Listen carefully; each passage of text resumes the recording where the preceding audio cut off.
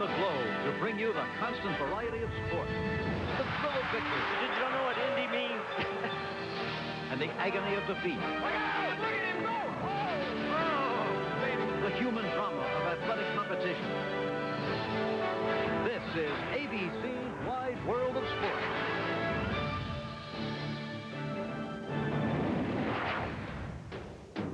ABC's Wide World of Sports is in Indianapolis for coverage of the 81st running of the Indianapolis 500.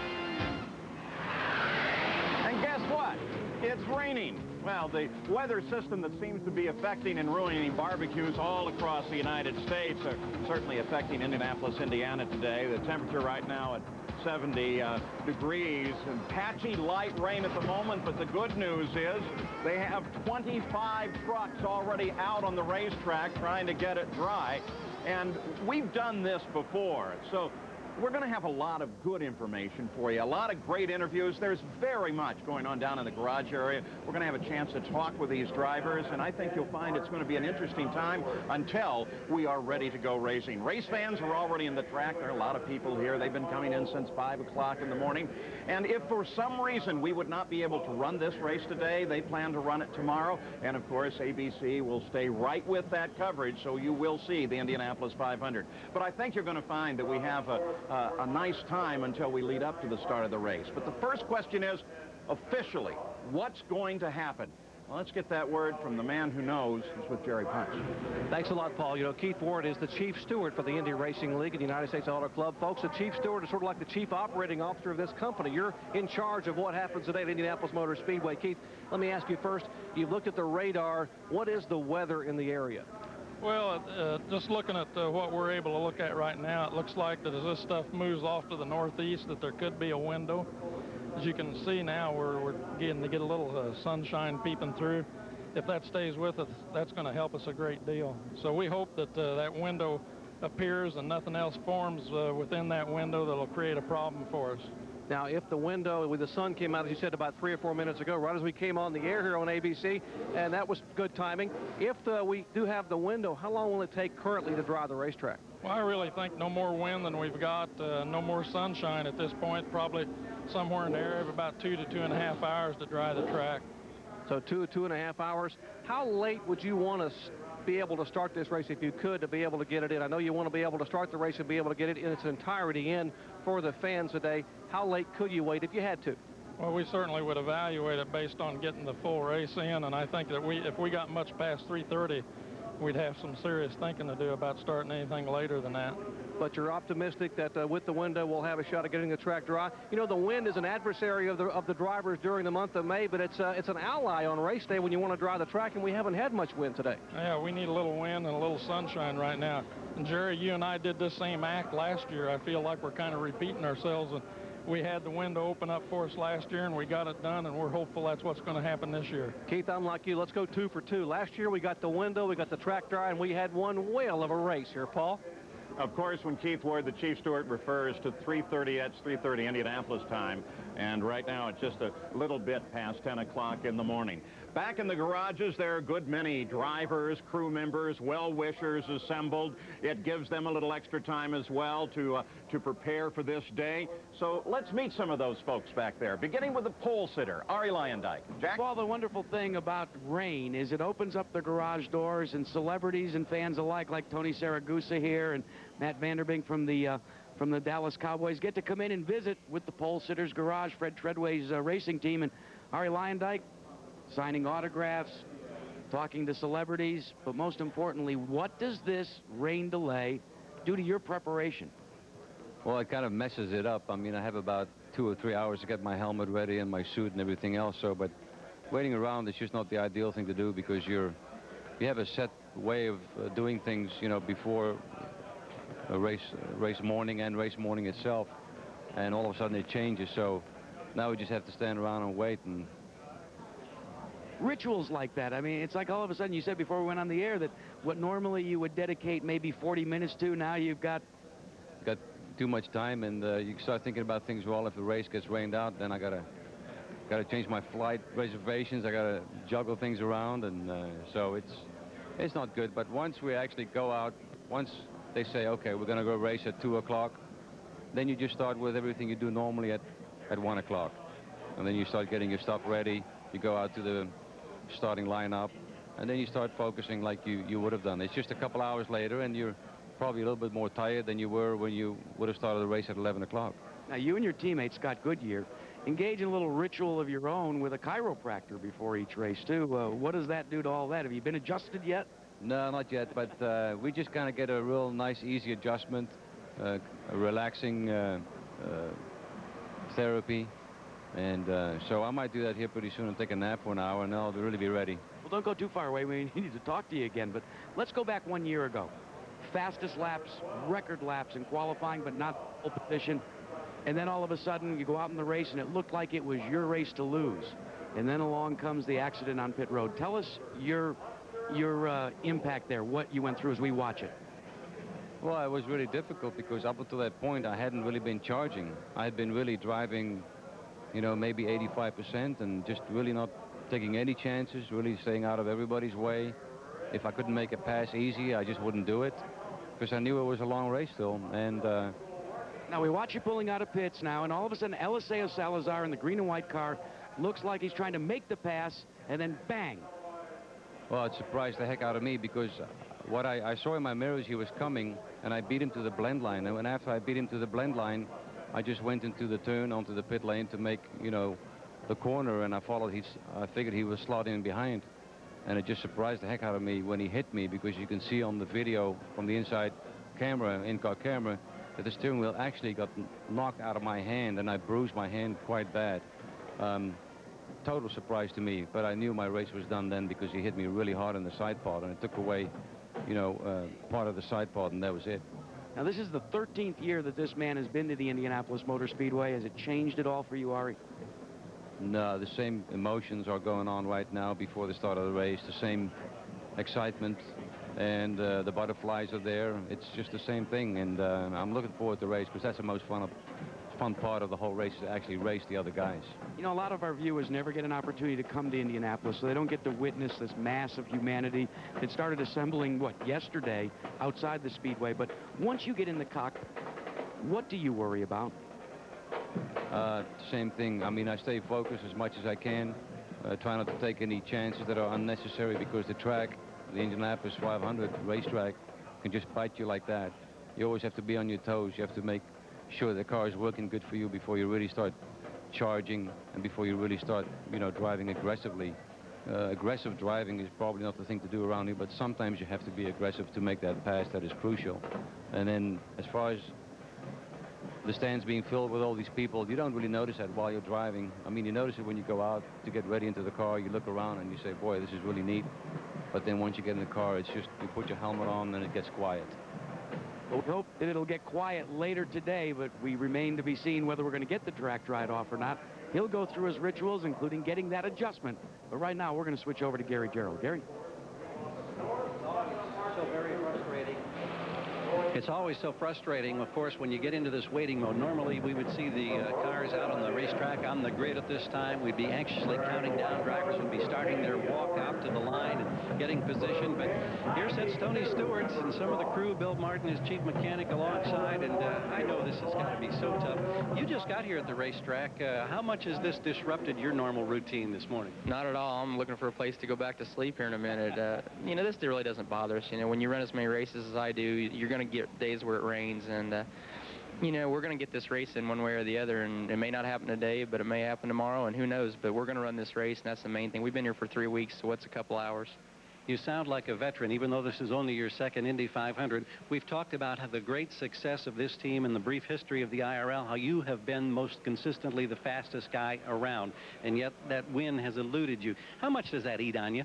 Well, I think the thing that disappoints me the most about it is it's for the crew guys than anything. You know, these guys and their families, they spend so much time at the race shop getting these cars ready that they've poured all their hearts and souls into it, and I get to do the glamorous side of it, and they're the ones that haven't been rewarded for what they've done. So I think for me personally, it's you know, more of a dissatisfaction for them than anything. You know, I want to get their first win for them, and I want to reward these guys for all the hard work and all the time and effort they put in that car to make me feel safe in that race car. all of the hundreds of miles, literally thousands of miles that the Menard team has tested you and your teammate Robbie Buell here, have you ever been better prepared for a race than this year's Indy 500? Well, Larry Curry kind of summed it up yesterday in our team meeting, said this is our best chance, or this is the best chance that we've had at winning Indianapolis 500. So I think these guys are the best prepared team at the racetrack today. I know that it's a ways away. We don't know yet when you're going to be in that front row, along with Arie Luyendyk and Vincenzo Sospiri, leading them into the first turn. You have consistently been fast, as we pointed out. What is your race strategy? Are you planning to be fast right from the start, or is this going to be a more patient Tony Stewart? Probably going to be a more patient Tony Stewart. You know, we can't win it in the first 250 miles, and you know, really, I'm just going to kind of wait and see what the pace is. I mean, we need to run hard enough to stay fairly close to the lead, but we don't have to lead this thing, and we don't have to keep extending that lap leader deal. But it's going to be a big deal. You know, nobody's run one of these things 500 miles, and we don't know how we're going to be on reliability, but you know, like we said, we tested 2,700 miles in April and didn't have one motor failure, and ran all of May so far, and knock on wood today, we haven't had any motor failures yet. So we're pretty excited about the reliability of our engine, but we're not going to do anything that we think might hurt it. Well, this kid is a bulldog behind the wheel. I can guarantee you that. He loves to drive anything with wheels, and I guarantee you he will be a factor when we get to go racing. Paul? And he's 26, the youngest driver in the field. When we come back, we'll be talking with the defending champion. That's Buddy Lazier, of course. The fastest rookie in the field, an Italian, Vincenzo Sospiri.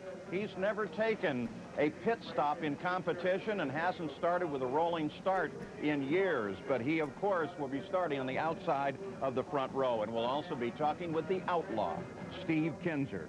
The Indy Racing League is ready for the 81st running of the Indianapolis 500.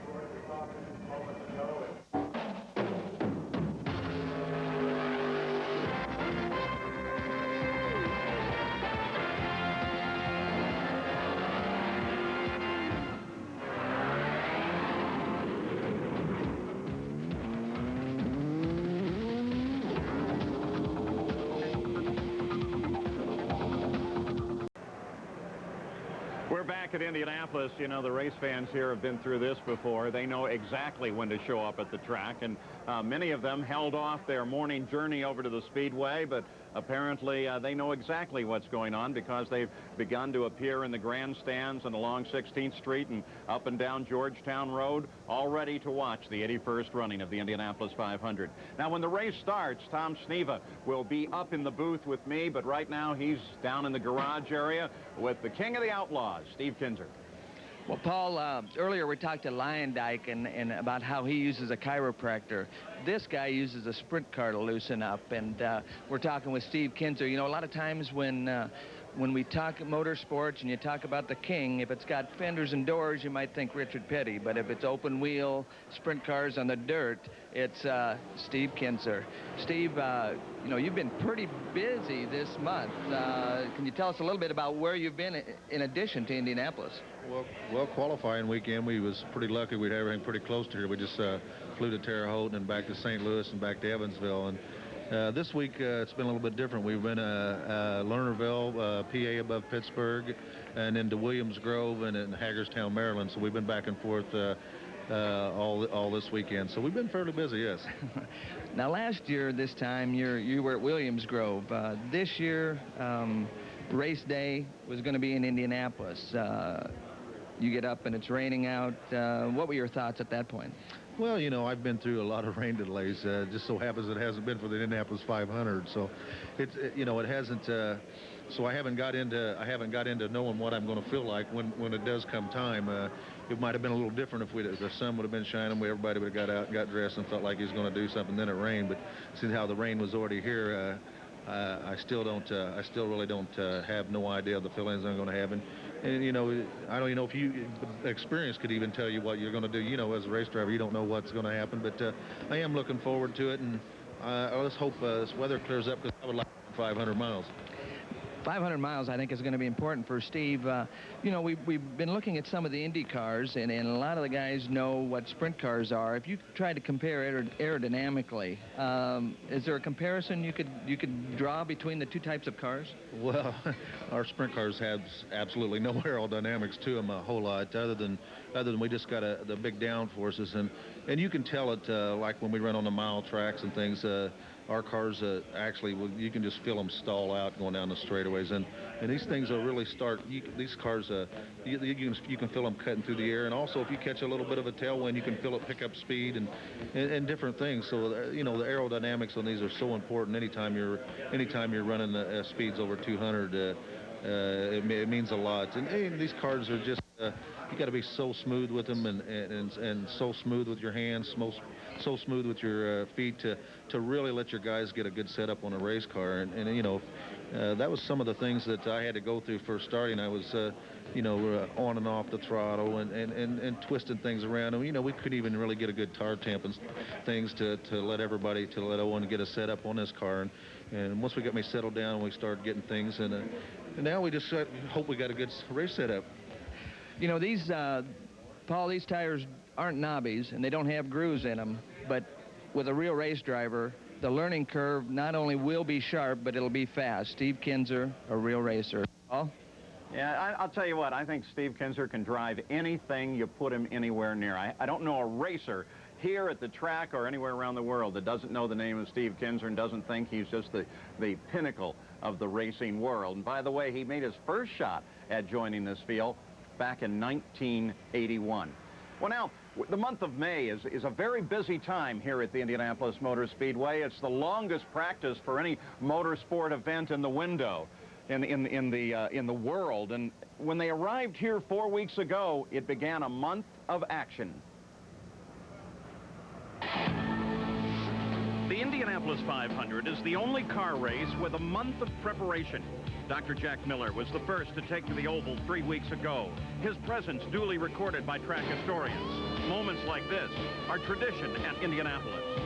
The first major incident came when veteran John Paul Jr. slammed the turn 4 wall. He suffered leg injuries that will keep him sidelined for several more weeks. Scott Sharp had 2 accidents. The first was no factor. This one saw the engine run at full throttle after impact. With Scott unconscious in the car, it traveled nearly 3/4 of a mile before it stopped. The resulting concussion kept Scott from qualifying. On pole day, Arie Luyendyk, who already held all the records, rolled out 4 laps at 218.4 miles an hour in the middle of the afternoon. Not as fast as he had practiced, but good enough for the provisional pole. His chief rival, Tony Stewart, came out later. Over the 10-mile qualifying distance, he was just 2/10 short. Arie had the pole for the second time in his Indianapolis career. 18 others would join the field that first day. On the second and third day, 6 more joined the field, including Steve Kinser and Sam Schmidt, after a trying first day when he hit the wall warming up to qualify, and the crew pulled in overnight to get ready. On the last day of time trials, Johnny Unser, Lynn St. James, and Alessandro Zampedri were bumped out of the field of 33. Zampedri, who was seriously injured at the end of last year's race, got in his backup car and requalified. With A.J. Boyd's help, Scott Harrington made a desperate run at the final run. Lap 1 at 214 miles an hour led to disaster on lap 2. Scott was not injured. The car was destroyed. Then came a surprise from the IRL. We must start the fastest 33 cars. So those 2 cars that were bumped out, we're going to start. Indianapolis 500 has always been the 33 fastest cars, and we were well within the 33 fastest.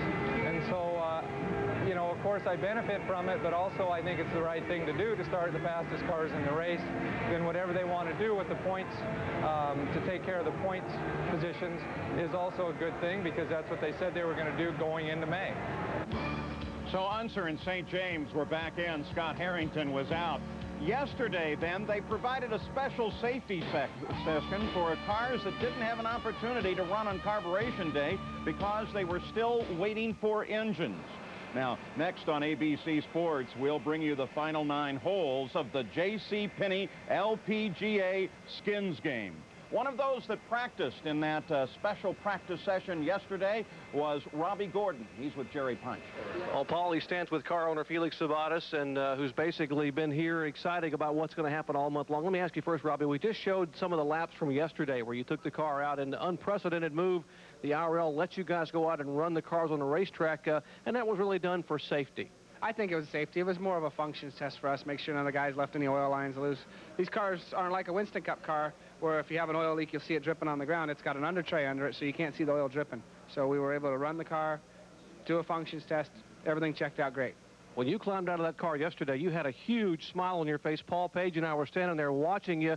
You turned to Ken Anderson, your chief engineer, and said, "We are ready. This is the best motor I've had all month." Obviously, you were pleased. The vibration-wise, the motor's really good. A lot of these motors, you'll get one that vibrates, one that doesn't vibrate. This engine was very smooth. You know, we're crossing our fingers it'll run for 500 miles. The guys over at Speedway Engine, they burned the midnight oil for us and put this engine together, and hopefully we'll run. Now, to tell the story, basically, you went out on carburation day on Thursday, ran 4 laps at less than 150 miles an hour, just warming up, and suddenly you get on the gas, and boom, you got a hole in the right side of your engine. Well, we've come to the reason that in the beginning of the week, or on Thursday, we really didn't know what the problem was. What the problem was, we had an O-ring that got lodged in the oil galley, and it starved the crank for oil, burned the rod ring. All right, so you came back and you didn't have an engine, and I'm told the guys that put the engine together worked 25 and a half hours around the clock to get this engine ready, and it didn't go in the car till around noon yesterday? I think we got it off the dyno like at 11:30 yesterday. We ran it in the car, you know, at 3:30 yesterday afternoon. The guys at Team Sabco, they're real happy. You know, they've done a real good job all month as far as getting the car ready. We've just been swapping motors in and out. You know, hopefully we can make it up for it in the race. Now we talk about today. You have big plans for today, trying to pull off the doubleheader. This man to your left here would like to see you be able to run, 1,100 miles today, Felix. Now, if the weather comes into bear, what happens? Well, we're wanting to run 1,100 miles. You know, the weather is here. It's been sprinkling on and off at Indianapolis. There's also talk of weather in Charlotte. You know, I think for us to get there, we got to leave here by like 3:15. We got to be in the air at 4 o'clock to make the Charlotte race on time. I think we should hopefully have a decision of what they're going to do with this race. Maybe it'll clear up and we can get halfway or a little more. Well, Felix Sabates, you're the man that put all this together, and you're the magic man when it comes to some of your cars in NASCAR making things work. Helicopters, jet planes. Now, what if, for example, he can't leave? They're going to start the race late, for example, if the rains were to come back in or we couldn't get it dry. What happens to the car he's qualified down south at Charlotte? Well, you know, we anticipated this. We pre-planned for weather because that's the only thing we can control. So we put Greg Sachs in the car on Thursday. He's been practicing the car since Thursday. So if Robbie can't make it, then Greg will start the car in the 600. Let me ask you, people are wondering, you've been a NASCAR owner for years, but you wanted to come be a part of the Indy Racing League, be a part of the Indy 500. What precipitated this move to come here, invest in a car and an engine, and bring Robbie back to the Brickyard? Well, you know, being from Cuba, you know, when you come to this country, there's only 3 sporting events in the world that really matters. It's the Daytona 500, the Indy 500, the Kentucky Derby. I'm in 2 of the 3 now. Who knows? Maybe next year I get Robbie to be a jockey and put him in the Kentucky Derby. I mean, it's pretty excited to be here because you talk about sporting events. There's not many like the Indy 500. It is indeed the greatest spectacle in racing. Now, you've talked to other owners in other series who are looking at possibly coming here. You mentioned Richard Childress. Ricky Rudd has talked about it, possibly Jack Roush and others about coming here and maybe running the Indy 500. Well, wait until I get back there and I tell them what it costs to run it, they won't want to come. This is an expensive deal to do. This is not for the weak of heart. Or the week of checkbook, and neither is Felix Sabates here. He certainly has had an eventful month and would like to have a great one today as he stands with driver Robbie Gordon, who would like to run here and then zip off down to Charlotte and maybe win 2 events. That'd be about $1.5 million he could put in his pocket today. Let's check in with Jack Arute. Well, Jerry, the weather continues to be intermittent. The precipitation, that is, hasn't cut down on the crowd outside of Gasoline Alley. We're out here with Eddie Cheever and his First Plus Racing team. And, Eddie, you've got some people inside here that are from a different sport. Let's go inside and meet them. A guy that's representing a bunch of football players. Well, I recognize one, Dan Marino. And you asked him a question before about when he is being rushed by a bunch of linebackers. Well, we both take hits. I take hits hitting a wall. He takes hits as he's releasing a ball. So I wanted to know what was his thought as a 300-pound guy with a nasty snare in his mouth is coming at him ready to knock him on his butt, what he's thinking of. And he said, just get rid of the ball. Well, yeah, if you don't have the ball, they can't, you know, they're not going to hit you, but you just duck usually. Dan, what about this sport? Are there some parallels between you as an athlete in professional football and Eddie Cheever as an athlete in auto racing? I don't know, but I do know that it's probably some of the reaction, things you got to react to quickly. That's probably a big key as far as, you know, playing quarterback. I know I have to do that, but I've never raced a car, so I couldn't tell you from that side. Well, what do you think? Do you think you'd like to play football? No. I mean, I'm obviously bigger than he is, so I would have no problem taking those hits, but... Well, wait a minute. Let me put you in between two top NFL quarterbacks. Jim Harbaugh is here with us, and Jim, you're no stranger to the Indianapolis Motor Speedway. You get out here quite often. Yeah, well, living here in Indy, you know, out here for the Brickyard 400 and the 500, you know, it's just a great thing for our city and puts us in the national spotlight. Well, I want to take Eddie right now and show the folks a little bit about the race car, because we don't get a chance oftentimes to look at the race car, and you can see the throng of people here, and the three primary sections. We're all so relaxed right now. It's because it's raining outside, because if it would have been normal by now, we would have all had our game faces on, so we're just trying to make the day pass. This is kind of what the car looks like when it's being built up. This is our T car, or we would call it the mule car that we've been running for the past week. We have not run our race cars because it's too much of a risk. And you can see how it's done in segments. This is the monocoque, which is kind of like a life capsule inside of it.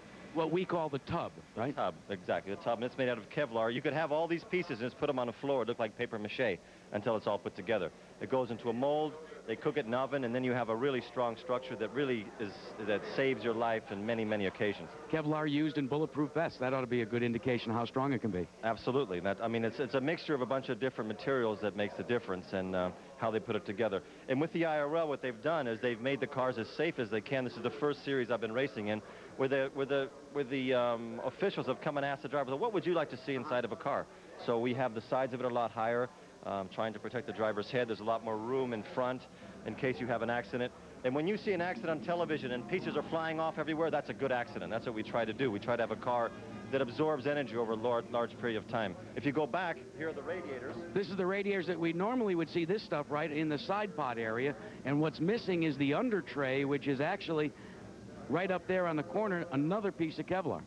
Exactly. Everything you have in the car, apart from the engine, made out of Kevlar and carbon fiber. And it's just a bunch of strange mixes that people have used to try to make a very strong and stable piece for the racing car. And what that underbody you just saw is really what makes the car's handle. It's a wing. It's the inverse of an airplane. An airplane has lift. This has exactly the opposite. Now, this is the thing that I think makes IndyCar racing so unique.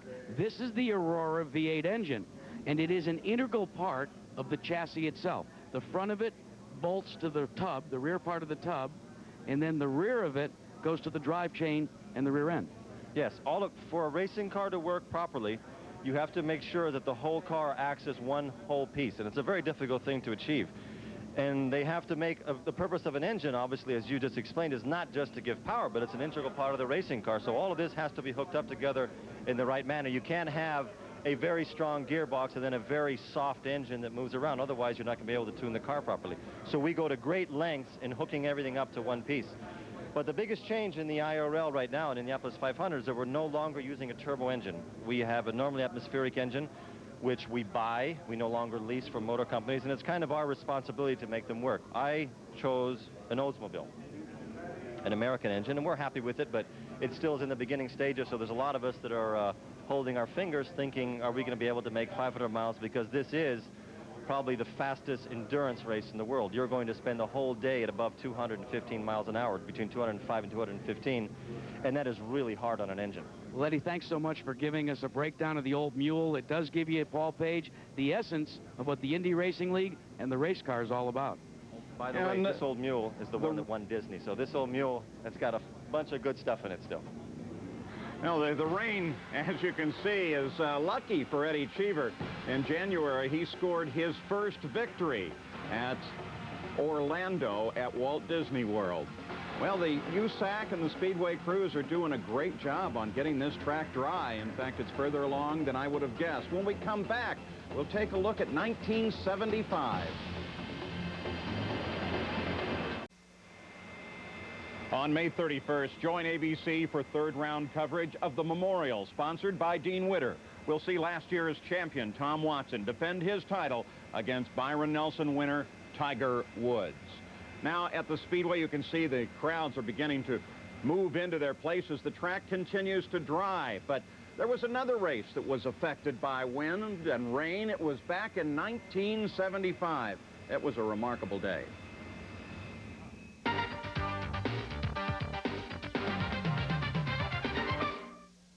There is that rain. Oh, and it's very heavy, Keith. It's almost thunder rain. It's going to absolutely flood the racetrack. Look at everybody running, but look how heavy the rain is. What are these cars going to do in this sort of rain? They're going to start slipping and sliding. It is a cloudburst. An old-fashioned Midwest thunderstorm has hit with fury here at the Indianapolis Motor Speedway. Remember, these cars have got slick tires on. They're not supposed to run in the rain. These cars can aquaplane at even about 20 miles an hour. You can see the starter, Pat Bidan, there. He's got the checkered flag in his hand. All right, let's check the standings now. It becomes vital. Who's leading? It is Bobby Unser who has the lead. Johnny Rutherford is second. They're just barely moving along. They're beginning to hydroplane. They're throwing up a rooster tail. A.J. Foyt is running in third. Pancho Carter is 4. Roger McCluskey 5. Bill Cudabaugh 6. And George Snyder is 7. They're wobbling all over the place. There comes Unser and Foyt coming along. A.J. is a lap down, almost a lap down to Bobby. Bobby Unser in the blue car on the right is the leader as they work their way so very carefully. At this point, however, remember, Bobby Unser must be very careful because if he slides off the racetrack, he could still lose this race to Johnny Rutherford, who is feeling his way around. It's like walking on grease. Remember, these drivers are not used to driving in the rain, and the cars are certainly not set up. I've driven in the rain, of course, a lot of times because in Europe we do drive in the rain, but there we have tires. And there's cars all over the place. I just thought that with the aquaplaning and the amount of water on the road, cars are spinning, and look at this car. That's Billy Vukovic. Billy Vukovic's trying to control it. He's heading for the infield. Oh, he's going up on the fence, and he's coming, and he's driving it away. The red flag is out. The race is stopped. The checkered flag is out. Pat Bidan stopping the race. There's Johnny Rutherford. He's running in second place. Impossible conditions for these drivers. Look at that. It's almost fog. And the car's reversing down the front straightaway. You can't see it, perhaps, but Bobby Unser coasting through the crowd there. There were 4 cars tangled up and coming off that 4th turn. A.J. Foyt coming along. He's going to be third, and there's your winner, car number 48. Bobby Unser wins in a driving rainstorm. So there is your winner, cruising around, accepting the plaudits of the crowd, and Bobby's going to take his parade lap. He doesn't care if he has to get an oar to get that thing around, but he's going to enjoy it. Let's have another look at the escapade of Billy Vukovic coming out of turn 4. Well, that car got loose there, only in the water with aquaplaning. As I said before, there's no tread in these cars. They are slick cars. This is the intended, but Billy Vukovic is reversing fast. And look at that man avoiding him there. He slams into the fence. He almost springs back on, and he did drive the car back. Here comes your victor, splashing down toward Victory Lane. I have never in my life seen this kind of an end to an Indy 500.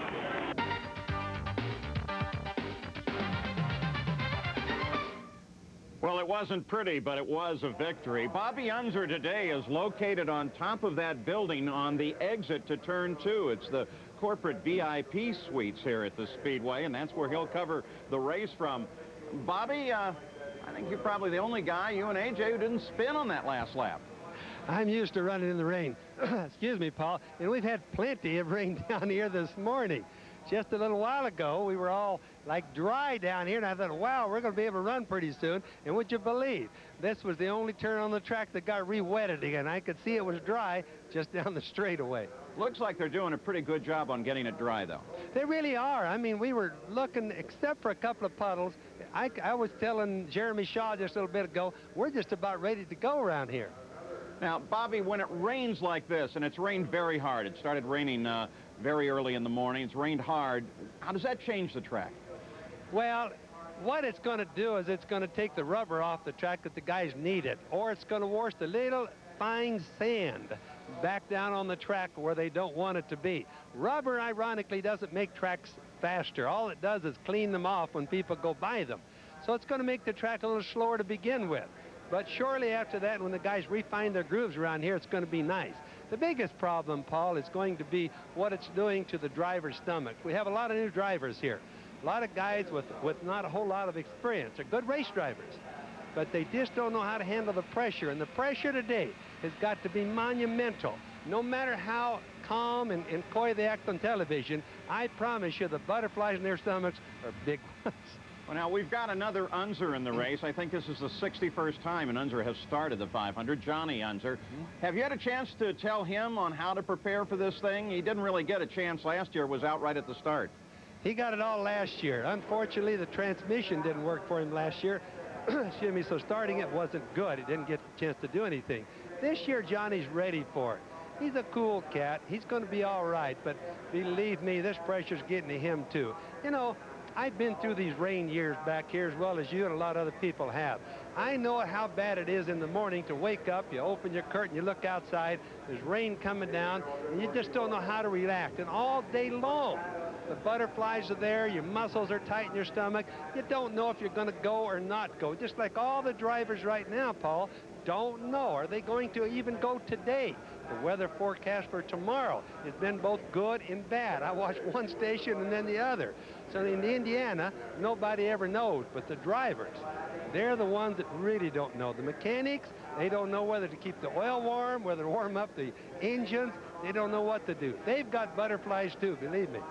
Well, Bobby, I see your predictions are no better than any of the weather forecasters here. The track is drying, though, and they now have 16 red pickups, 9 white wreckers, and 1 van trying to dry the track. Now, right below where Bobby was standing, turn 2, 1975 was one of the most awesome single-car accidents we'd ever seen at the Speedway.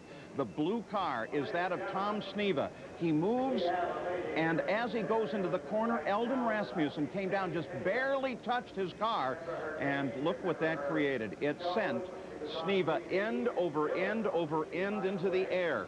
The car literally breaking in half after it flipped through the air, and of course it sent many of the people in the VIP suite scurrying for cover. Look at that. The car totally rolls upside down, and then watch it jump up into the fence area. That's the fuel that was in the turbocharger that began to burn away. Already the car is in 2 pieces. The engine is bouncing down the track separate from the cockpit of the car with Tom Sneva. Folks running for cover everywhere. It slides to a stop on the track. The fire goes out almost immediately. And the amazing thing was that Tom was able to climb out of there. Tom, you remember any of it at all? Well, it helps reinforce the reason why I'm standing on this side of the microphone, Paul. I mean, that'll get your attention, but I guess I was sort of a slow learner because I continued to do that for about another 15 years before I figured out I could probably hurt myself in one of these race cars. Well, it was worthwhile. It did give you an Indy 500 victory about 8 years later. Well, it sure did. And there's a lot of pluses in the sport, and there's some minuses. And as you grow older, I think you get a little bit smarter. I was sort of a slow learner, like I said, but you know, it's a little bit fun on this side. I haven't figured out physically how to hurt myself with this microphone yet, but I'll figure out a way. Now, Tom Sneva will be keeping track of the race up in the booth, but stay down in the garage area. There are a lot of guys to talk to down there, Tom. At Indianapolis, the track is drying. The fans, they've moved up into position, more and more going for the grandstands. We're hoping we'll get this thing started.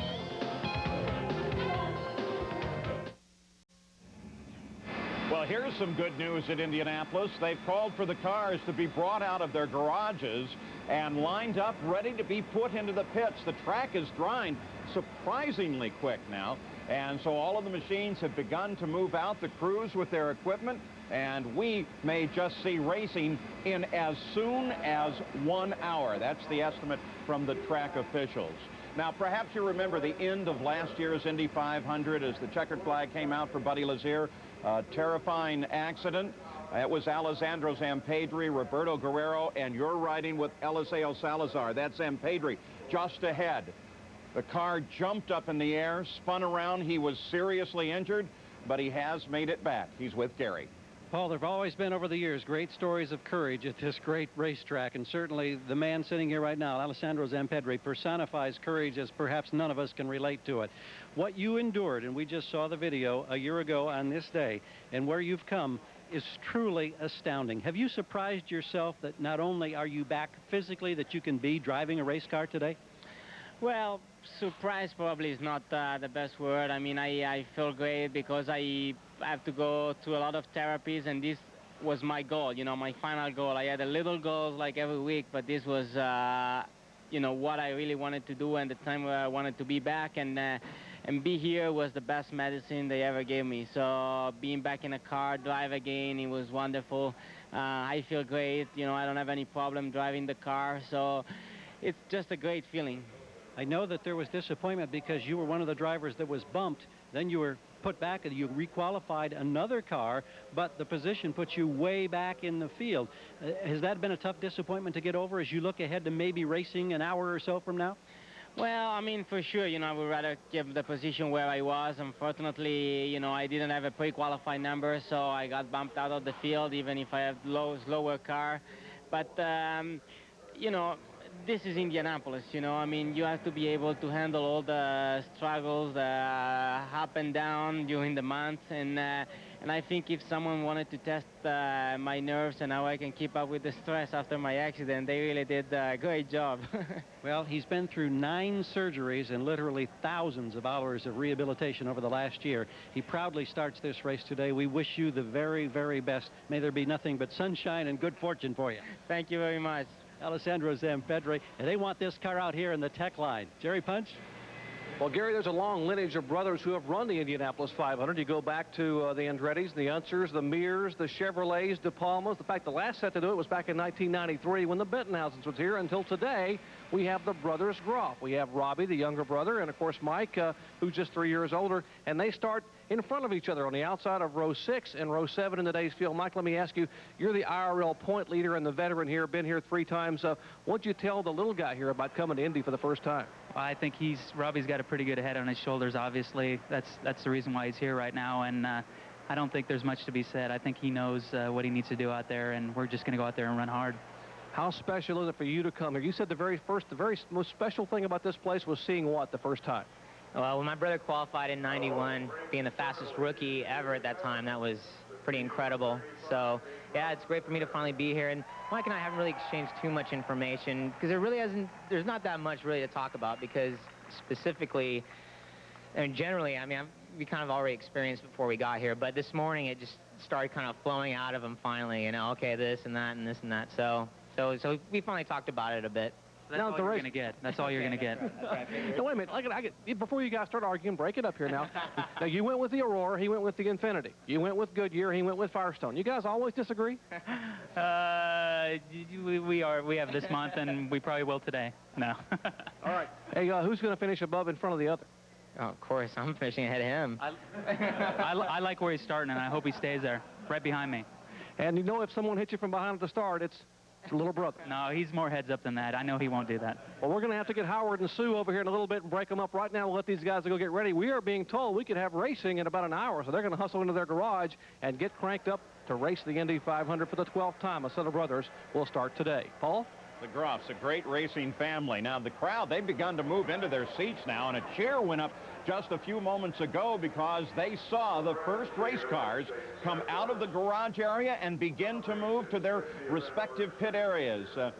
As each of the cars, there's Fermin Velez's car coming out. You saw Jim Guthrie's just a moment ago. Now, these are all new cars with all new designed engines. It's a time of change at Indianapolis, but, you know, throughout its history, the Indy 500 has grappled with change. Transitions and controversial decisions are interwoven into the fabric of this event. Here's Jack Arute. The first winner, Ray Haroon, initiated the spirit of change when he traded the conventional option of a riding mechanic for a second gas tank and compensated for the mechanic's absence by installing a rear-view mirror. The race wasn't always about the fastest cars. Until 1915, the starting order was determined by the date a team entered or by a lottery drawing. Time trials ended those practices, and Ralph DePalma won the race. Rules have been modified to attract new supporters. In 1930, the 500 increased the allowable engine size from 91.5 cubic inches, a formula dominated by European engines, to 366 cubic inches, the standard desired by Detroit automakers. Billy Arnold took the win. Boycotts have seen their day at the Brickyard as well. In 1947, a group of veterans withheld their entries, demanding more prize money. Maury Rose took the checkered flag, but only after Speedway owner Tony Holman interceded in the dispute. Established car specifications have also been challenged. In 1961, Formula One star Sir Jack Brabham brought his super lightweight rear-engine Formula One car to the Speedway, starting a transition from the boxy front-engine roadsters that A.J. Foyt drove to victory that year. By 1967, the rear-engine revolution was in full swing. Andy Granatelli's jet-engine turbine cars monopolized qualifying and the race for 2 straight years. Only mechanical failures kept them from winning. A.J. Foyt and Bobby Unser took the 67 and 68 Indy 500s, but officials, threatened by Granatelli's aircraft creations, reacted, fashioning a 69 rules package that effectively killed the turbine. When Rick Mears motored into Victory Circle in 1979, he had bested a starting field of 35 rather than the traditional 33. Court orders and lawsuits defined the month of May as newly formed CART and Indy sanctioning body USAC battled for control of the sport. The 81st running of the Indy 500 marks another first, the first race to have all starters piloting entirely new equipment. Is this a big story? Not really. Simply another entry in a long line of changes here at the Brickyard. So the cars, there's Mike Groff's number 10, the current IRL points leader, as it moves into the pit area. And Eddie Cheever's car, as it's ready to roll out right down Gasoline Alley, in between the Tower Terrace grandstands and into the pit area at Indianapolis. Spirits have begun to come up as people anticipate a possible start of the race. Vincenzo Sospiri, blue and white, number 8. And we are hoping that we will, in fact, get a race going very shortly and get it in. Now, down there is the Indy Fan Fest. A lot of folks headed over there early this morning while it was raining. That's one of the great attractions inside Turn 2 at the Indianapolis Motor Speedway. And one of the central pieces of that attraction is the ABC Interactive. It's a game that soon you'll be able to own. The fans loved it. By the way, a couple of the drivers loved it as well. Stefan Gregoire, Robbie Buell both gave it a shot, and you know what? It's going to be out soon. I recommend it. You can race the Indy 500. Anticipating that the track will dry, we're still hoping for a start. We'll be back. Well, the word appears to be out. Not only are the cars moving to the pit area, but also the fans that have that very special access to be in the pit area on race day have now begun to come out. They want to see the cars. They're waiting for the drivers. Dennis Vitolo's machine.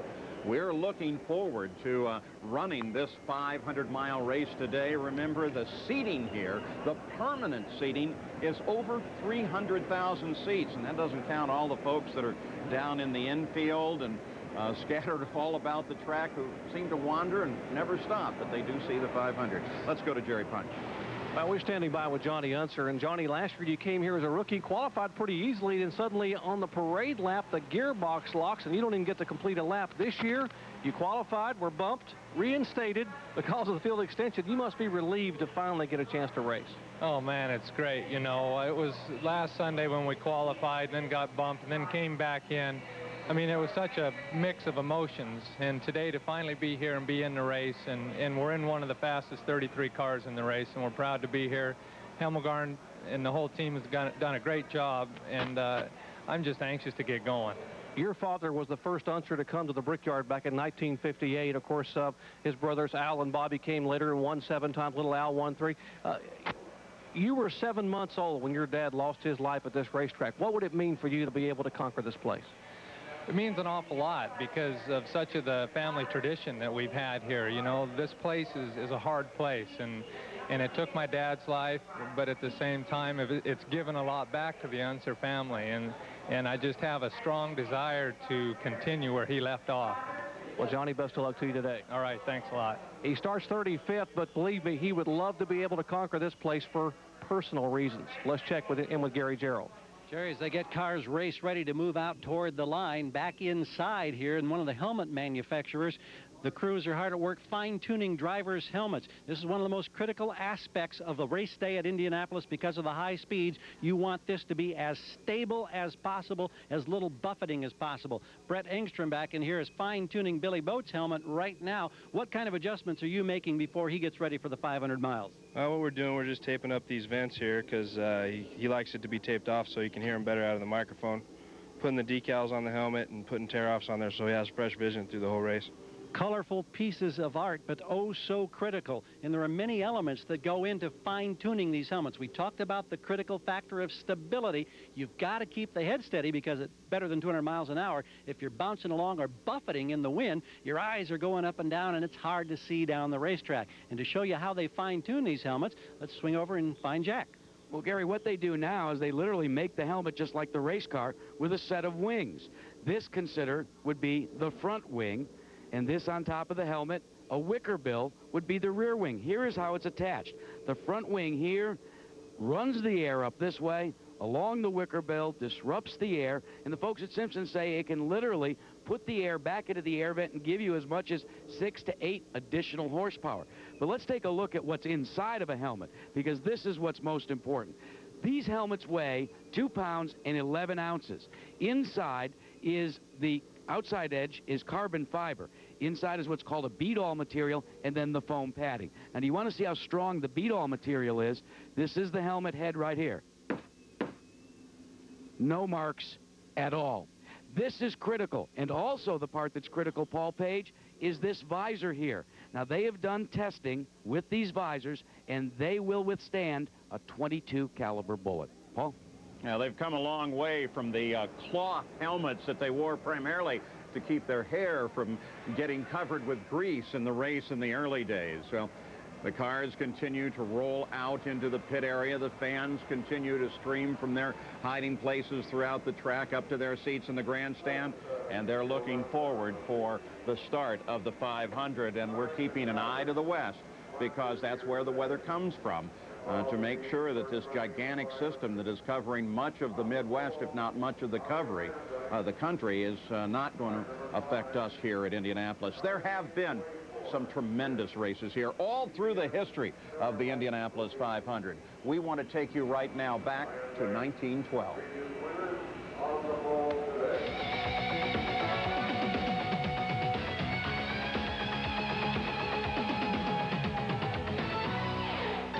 Handsome Ralph De Palma was auto racing's first superstar, a capable driver in all types of race cars.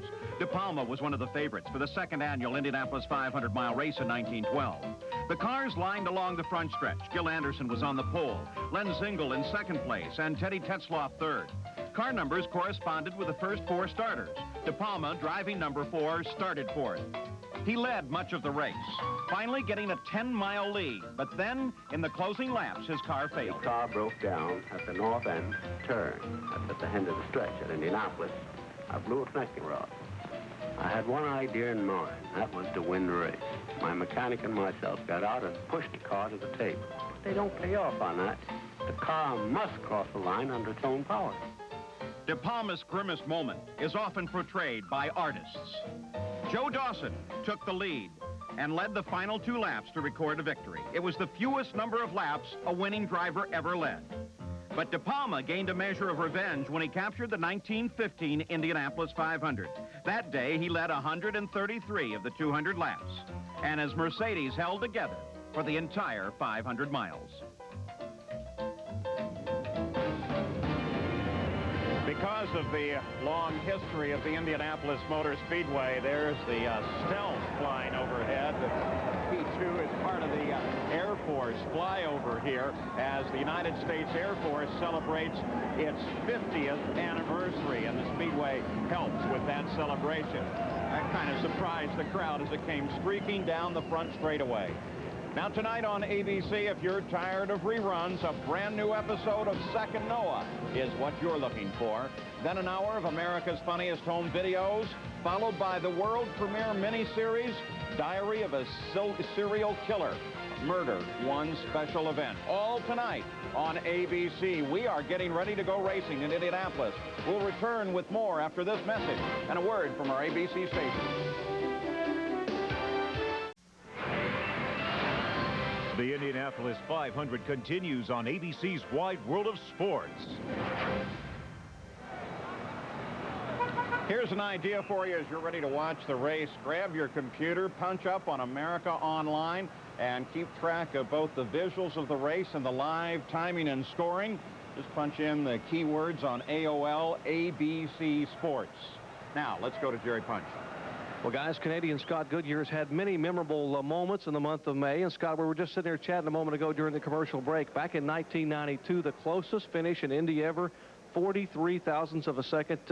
You finished second to Al Unser Jr. Do you go back and look at the footage and look at the film and say, maybe if I just moved over a little bit or done something different, I'd be a winner of the Indy 500? Well, Al certainly moved quite a few times coming down the main straight, so maybe the only other opportunity was to sort of give him a nudge or something like that maybe earlier on, because he's pretty difficult to pass. But, you know, it was a great race. It was a clean race. It's a moment in history. We both had a lot of fun. Would have liked to have been on the other side of it, obviously. Then in 1995, you're back there again at the front of the field, leading with laps to go, and Jacques Villeneuve gets to go to victory lane. How did that come about? Well, we finished first on the racetrack, but obviously with a penalty for passing the pace car, they stopped counting us after lap 195, I guess it was. So we finished first and got into turn 1 and crossed the finish line. I think those guys were just coming out of 4, but, you know, it didn't count. So obviously a big disappointment. Maybe the most memorable moment, though, came here this month of May, just 10 days ago, when you had a new addition to your family. Yeah, we did. Leslie and I now have our third child. We have Christopher and Michael, the 2 boys, and now we have a little girl, Haley Alexandra. So we're quite pleased with that. Both Mom and little baby are doing great. Now, they're doing fine, but I understand the last 3 or 4 days you've been fighting the flu and a possible strep throat and really struggling. How are you feeling? Well, I think I'm getting closer to 100%. I'm glad we didn't have to do this last weekend or maybe even 4 or 5 days ago, but feeling a lot better now. Not 110%, that's for sure, but all the boys in the family seem to have got this, ear infections and strep throats, so we battled through it, and we're just waiting for the weather to clear and get ready to go out and turn left. Well, I hope you get to feeling better. Have a good one today. We'll let you go get dressed. Thank you. Scott Goodyear hopes the month of May magic continues, and maybe today he'll finally get a visit to victory lane. Let's go to Tom Sneva.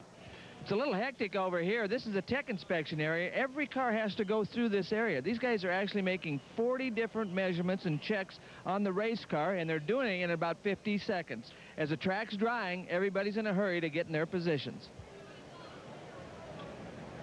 Jack, you got something for us? Well, you're going to believe this or not believe it. You know, normally by this time in an Indy 500 telecast, we would have at least talked to A.J. Foyt maybe once or twice, maybe to some of his drivers.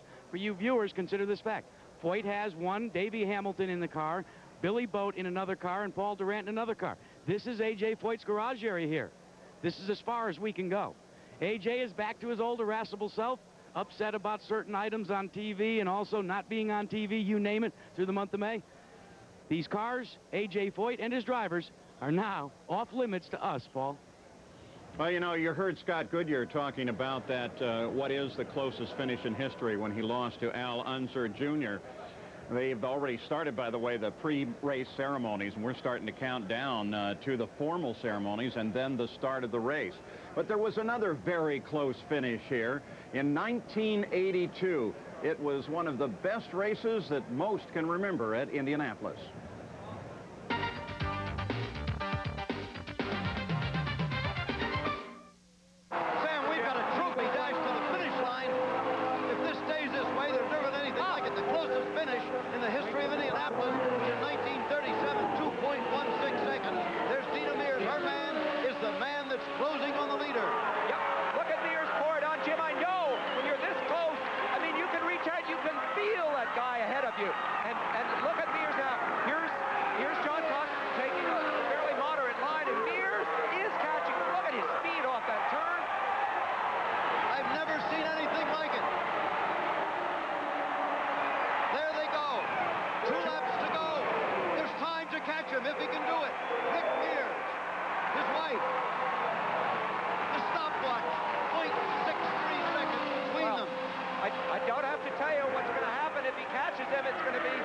I mean, this is extremely dangerous business right here. I don't think I've ever seen an open-wheel car race with people this close at the finish. No, and never so fast. I mean, these laps in the high 190. Look at this. Cena there. All right. He may do it. Yeah, he may. He's that close. Look at that. Shallow line. They're going to get the white flag. There'll be one left to go. As he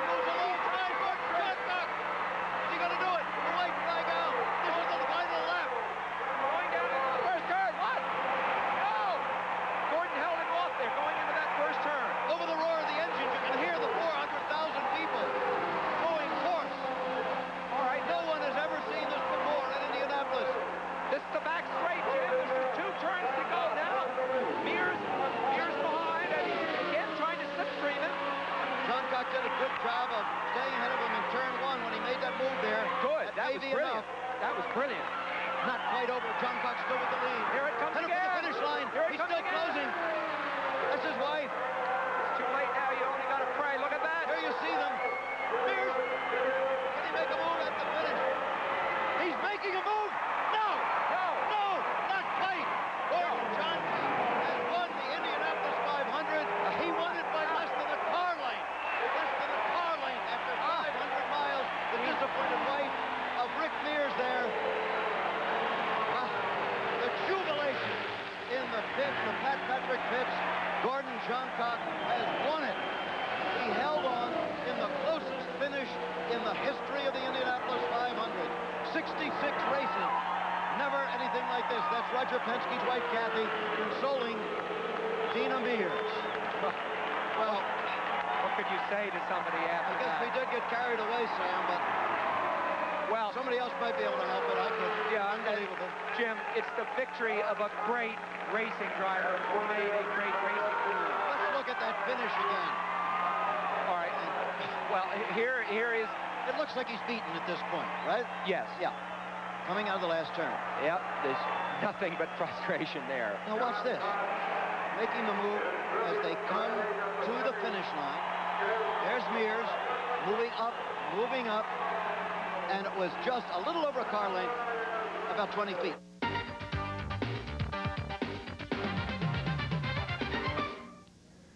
Let's hope that we're as lucky to have as an exciting race today. Well, they've begun the official countdown clock for the track here, and we're looking forward with the start. When we come back, we'll give you some of the great stories.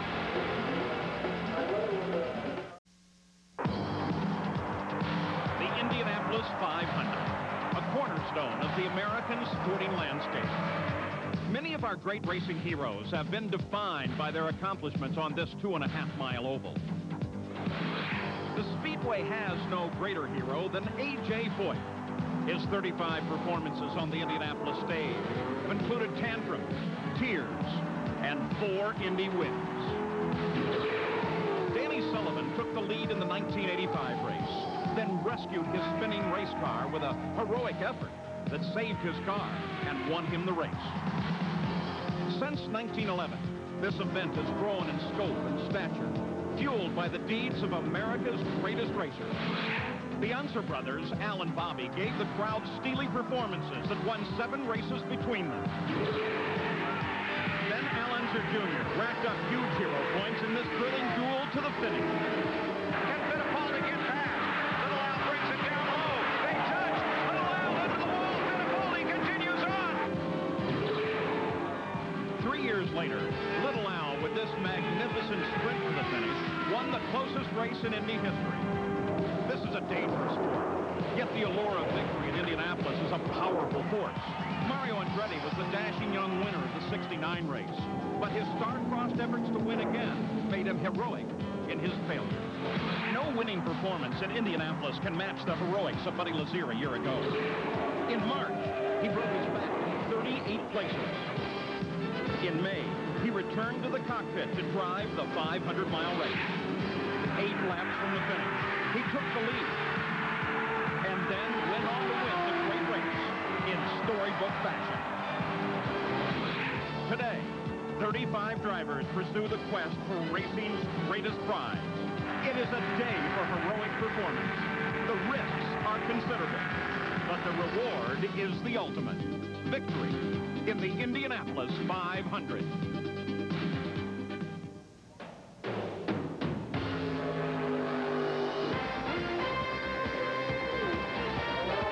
We're moving closer to the start of the 81st running of the Indianapolis 500. The cars are in position. We could be as close as a half hour away as they're ready to put the machines out on the racetrack. You know, this is the start of a new era at the Indy 500. When the engines are commanded into life, you'll hear an all-new sound, an awesome roar that will echo off these grandstands. It's part of the changing face of Indy.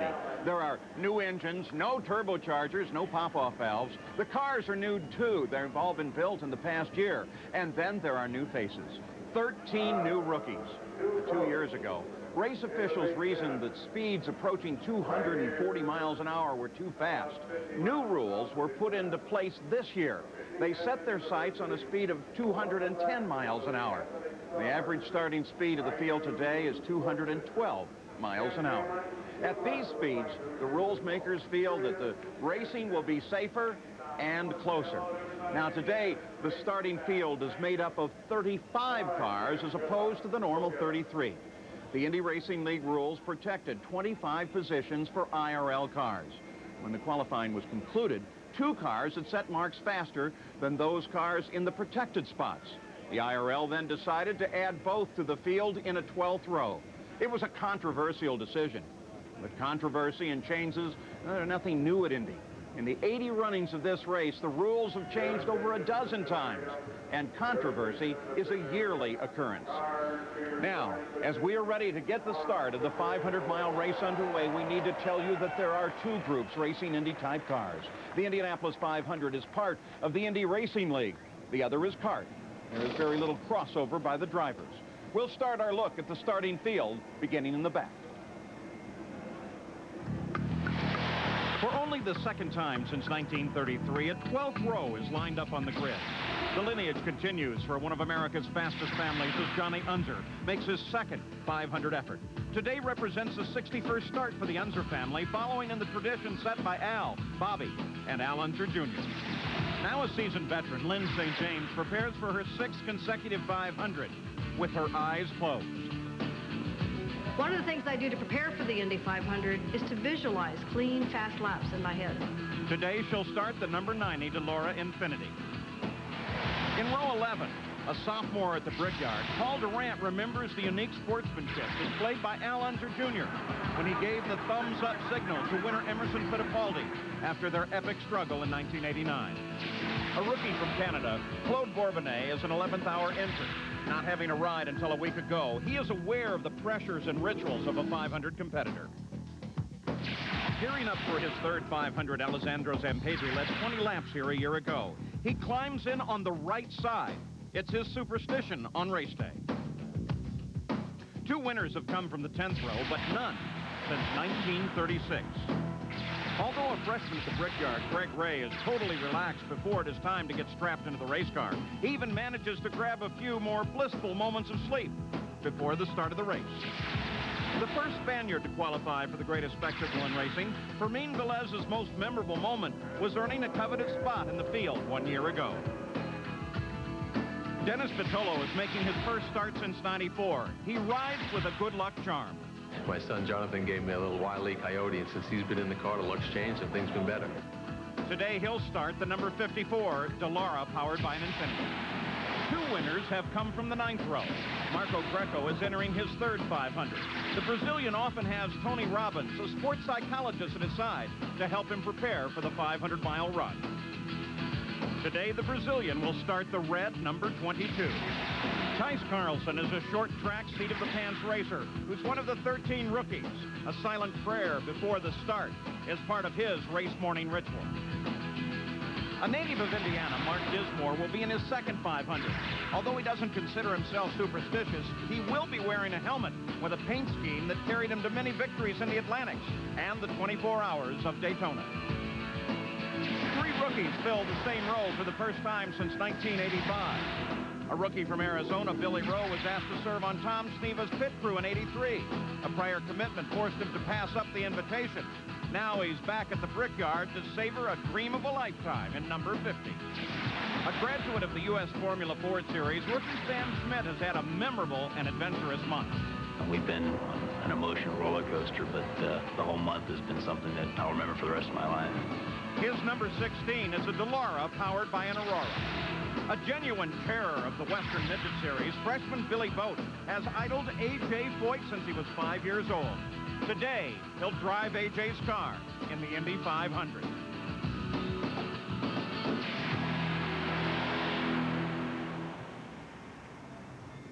Well, veteran Roberto Guerrero knows that on race day, it's experience, not speed, that pays dividends. Share with us your philosophy on the start.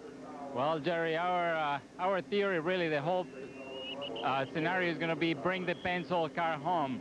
You know, we're not going to be super fast, so just the key is bringing it home. And I think that if we can do that, we'll be in good shape. All right, Roberto's wisdom is to be smart and take his time at the start. Paul? Well, let's continue to look at the starting field.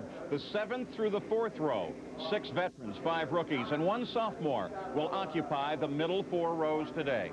The 7th row has produced 5 Indianapolis 500 winners. Stepping up from Indy Lights, Robbie Groff is in his first Indy 500. His most memorable moment at the Brickyard was when his older brother Mike qualified for the 1991 race. Today, he'll drive the number 30. It's a G-Force powered by Aurora. 14-time World of Outlaws Sprint Car champion Steve Kinzer is making his first 500 start. He has a soft spot in his heart for the classic roadster era in the 40s and 50s, Indy's most romantic years. Starting his 13th Indy 500, Roberto Guerrero has twice finished second, but his most sparkling memory remains his stunning pole run with a 1 and 4 lap record. He set it in 1992. The record stood for 4 years. In the 6th row, veteran Mike Groff, who is anxiously awaiting his 4th start at the Indy 500. His most vivid memory was Mario Andretti's popular triumph in the 1969 500-mile race. The IRL points leader will be starting number 10. The racing dentist from nearby Carmel, Indiana, rookie Jack Miller, has been one of the most promotionally minded and fan-friendly rookies to come to the famed Brickyard in many a year. Colorado native Buzz Calkins is starting his 2nd 500. He first attended when he was 16 years old. He stood just outside the gasoline alley sign back then. Today, he'll walk under it with his racing gear in hand.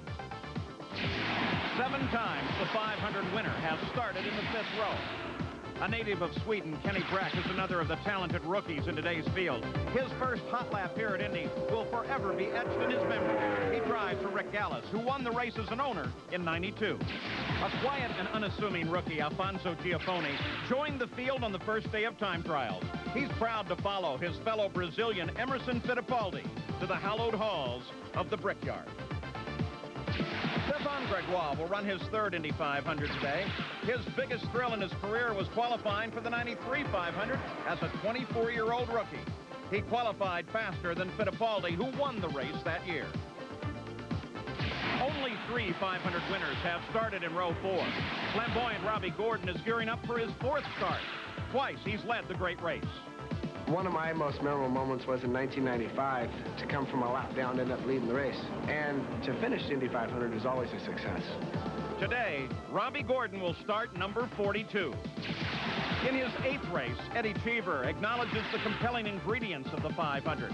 He respects A.J. Foyt above all other drivers for his 4 wins and 35 straight starts on the Memorial Day Weekend Classic. Buddy Lazier is the defending champion of the Indianapolis 500. Last year, he authored a spine-tingling charge from 3rd to 1st in the waning laps, and then took a sip of milk in victory lane. A tradition that began 60 years ago.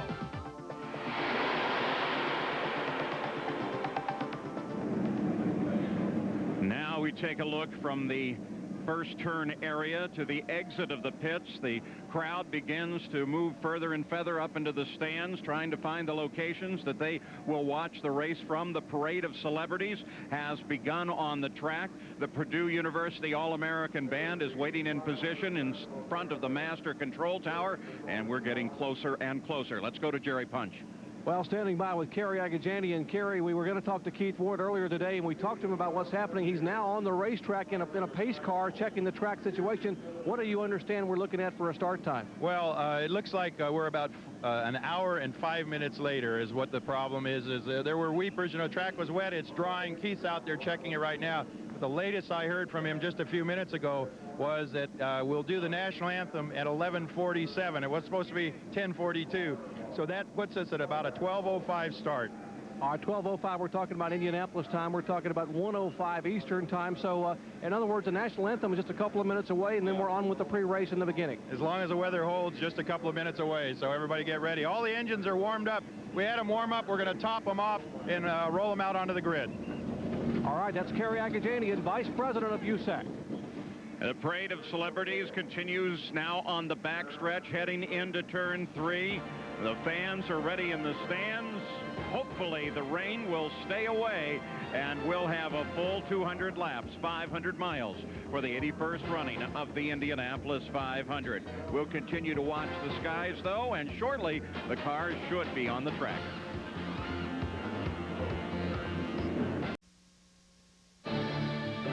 The 81st running of the Indianapolis 500 on ABC's Wide World of Sports. Brought to you by Valvoline Durablen, the #1 selling semi-synthetic motor oil. Oldsmobile and your authorized Aurora retailers. Goodyear, #1 in tires. And priority mail from the U.S. Postal Service.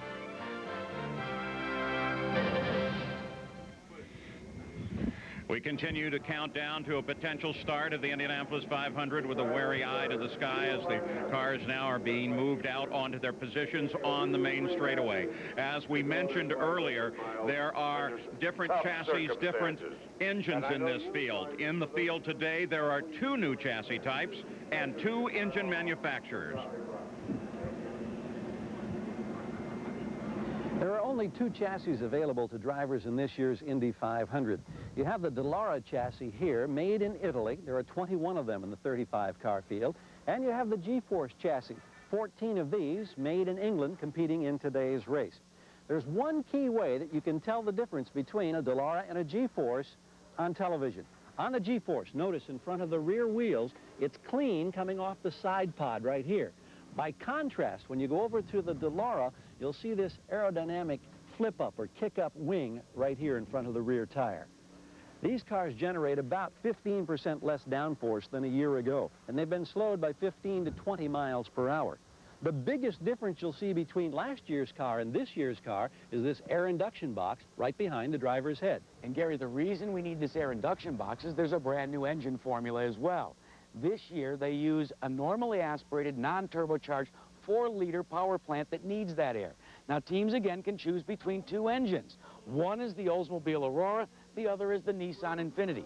Oldsmobile accounts for 29 in the 35-car starting field, and Infiniti has 6. Now, these are production-based engines. What that means is you could find a similar engine underneath the hood of your passenger car, but they are purpose-built. They've been severely modified to withstand the rigors of 500 miles of racing. Now, the differences between the Oldsmobile, well, the Oldsmobile's a little shorter, a little lighter, puts out just a little bit more horsepower. The folks at Infiniti have concentrated on reliability and feel that that is going to be the ticket to making it to victory lane. So that's the mechanical aspect of the Indianapolis 500. There is, of course, far more overpowering the human aspect, Tom Sneeve, and they've really got to get their game ready to go now after this delay. Well, drivers are a lot like pitchers and hitters in baseball. They have to have a mental book in every driver that they face. Pitchers, they need to know strengths and weaknesses of the hitters they face. They try to throw around the strengths and get to the weaknesses. Drivers need to be able to anticipate or predict what other drivers are going to do in certain situations out there. Obviously, when you have a bunch of rookies in the field, as we do this year, they're going to be missing some chapters in their book. So as the race develops, they're going to be adding words and pictures and chapters to that book. And this rain delay, does that interrupt it even further? Well, it doesn't do anything for the drivers. I mean, they get all ready to go, all hyped up and ready for an 11 o'clock start. And then weather, you know, there's really nothing we can do about it, but it puts them on hold. And, you know, it's a big concern to the drivers. I think probably Bobby Unser's over there and has some other concerns for us. Yeah, Bobby, up over turn 2, you were worried. Well, Paul and Tom, my biggest concerns are, of course, the engines and the drivers. Well, there are only 2 different engines. There are 7 different engine builders, all doing them differently, like the cams, the pistons, the compression ratios, and so on, trying not only to make them go fast, but more importantly, last the 500 miles. Next, it's the drivers. Approximately half of the field hasn't driven 500 miles here, and 13 of those are rookies. So I think experience is going to play a big factor here today. Guys like Lyondike, Goodyear, Cheever, and Gordon should have the advantage. All in all, though, I really think this is going to be a competitive and a fast race. Danny Sullivan, what are your thoughts? How's it been performing for you? It's been great. We've got Apparently, we're not going to be able to hear from Danny Sullivan. The rain affects everything, including the electronics here at the Speedway. And we got a little hint of a drop of rain on the camera while Bobby Unser was talking. Let's hope that that's just some sort of anomaly that only occurred in that area of the track. They have the cars on the main straightaway now. In the previous 80 runnings of the Indy 500, 58 winners have come from the first 3 rows. Here are today's top contenders. 7 winners have come from the 3rd row. Starting 9th, Eliseo Salazar has finished no worse than 6th in his 2 previous Indy 500 appearances. His most memorable moment was finishing a strong 4th in his rookie effort in 1995. Starting 8th is sophomore Davey Hamilton, who has enjoyed a quiet and uneventful month of May at Indy. He drives for A.J. Foyt in a G-Force powered by Aurora. A graduate of the tough Super Modified Series, Hamilton's finest moment was qualifying for the race a year ago. A native of Scotland, rookie Jeff Ward came from a background in motorcycle racing. 5 times a motocross champion, twice a supercross champion. Ward has always admired the 4-time Indy 500 winner, Rick Mears. The 500 has been won 17 times from the 2nd row. Racing from Albuquerque, New Mexico, Jim Guthrie in his 2nd race is accustomed to taking risks. He and his wife hocked everything for a chance to race in the IRL. He was rewarded with a win at Phoenix, but he was still in debt to the tune of $85,000. Canadian Scott Goodyear is competing in his 7th 500-mile race. In 1992, he charged from the last starting position to finish a close 2nd to Al Unser Jr. in what was the closest finish in the 80 runnings of the Indy 500. Robbie Buell is driving his 2nd 500. He first came to the Speedway in '71 as an upper deck spectator. My most memorable moment of the 500 is when I first fell in love with racing. It was when I was age 7 and I came here. 34 winners have come from the front row, including 5 of the last 9. Italian Vincenzo Sospiri, the fastest rookie in the field. His great memory is simply arriving at the Indy 500. Well, when I went under the tunnel, I felt a very cold chill on my back, and I said to myself, here I am to do the Indy 500 in America. Sophomore sensation Tony Stewart is a racer's racer. He'll drive anything. In '94, he took the USAC Midget Championship. In 1995, it was the hat trick with the Midget, Sprint, and Silver Crown titles. Arie Luyendyk is on the pole for the 2nd time at the Indy 500. He owns many of the speed records at this grand racing palace. The 1- and 4-lap qualifying records. The fastest speed ever in practice at nearly 240 miles an hour. In '90, he drove the fastest 500 ever at 185.9 miles an hour, starting outside the front row. Only 15 times has the pole sitter won the race.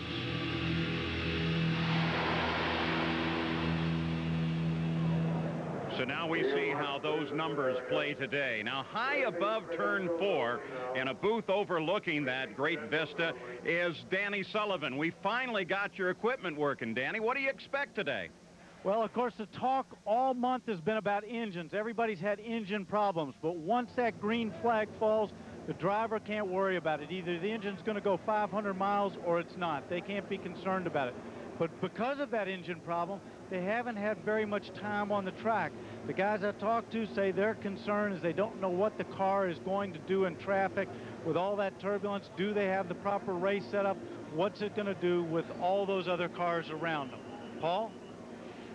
So we wait for the start of the engines. There's Jim Guthrie's car. He is the Phoenix winner. 35-year-old Jim Guthrie, Albuquerque, New Mexico. He is one of the nicest stories in the Indy Racing League. It is a tale of a family and a challenge.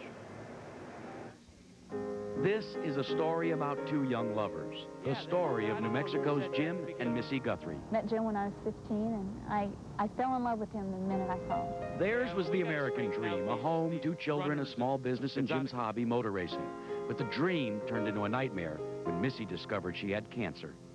When they told me you could have knocked me over with a feather, I mean, it was devastating. Missy's chemotherapy and mastectomy followed, and Jim Guthrie walked away from racing. that's when I knew that he loved me.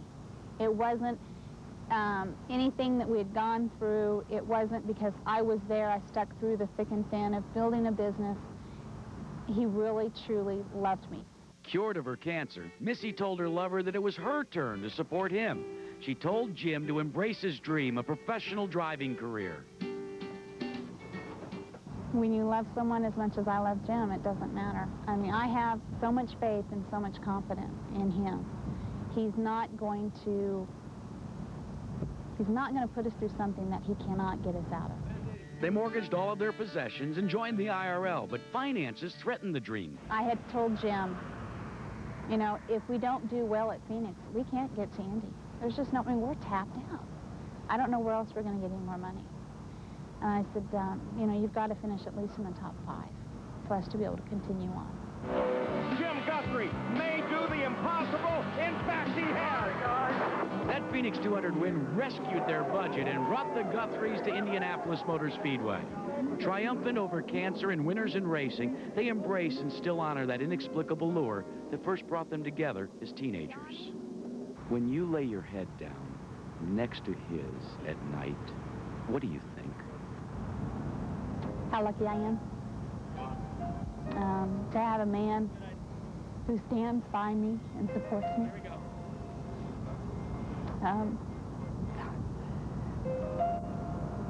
I'm just very fortunate.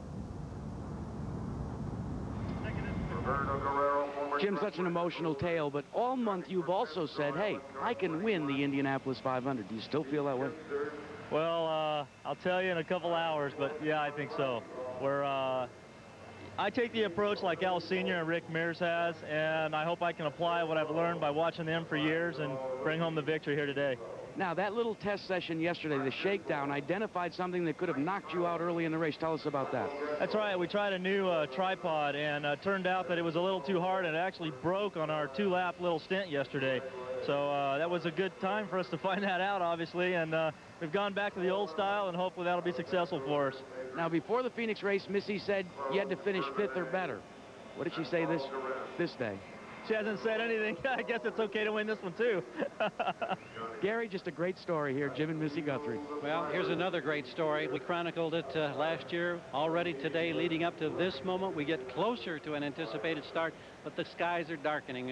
How tough is this to deal with, buddy? You've been through so much in a year's time. Well, it's hard because everybody here wants to go racing. And, you know, and you start getting on the rev limiter, in other words, really emotional, really fired up, a lot of adrenaline.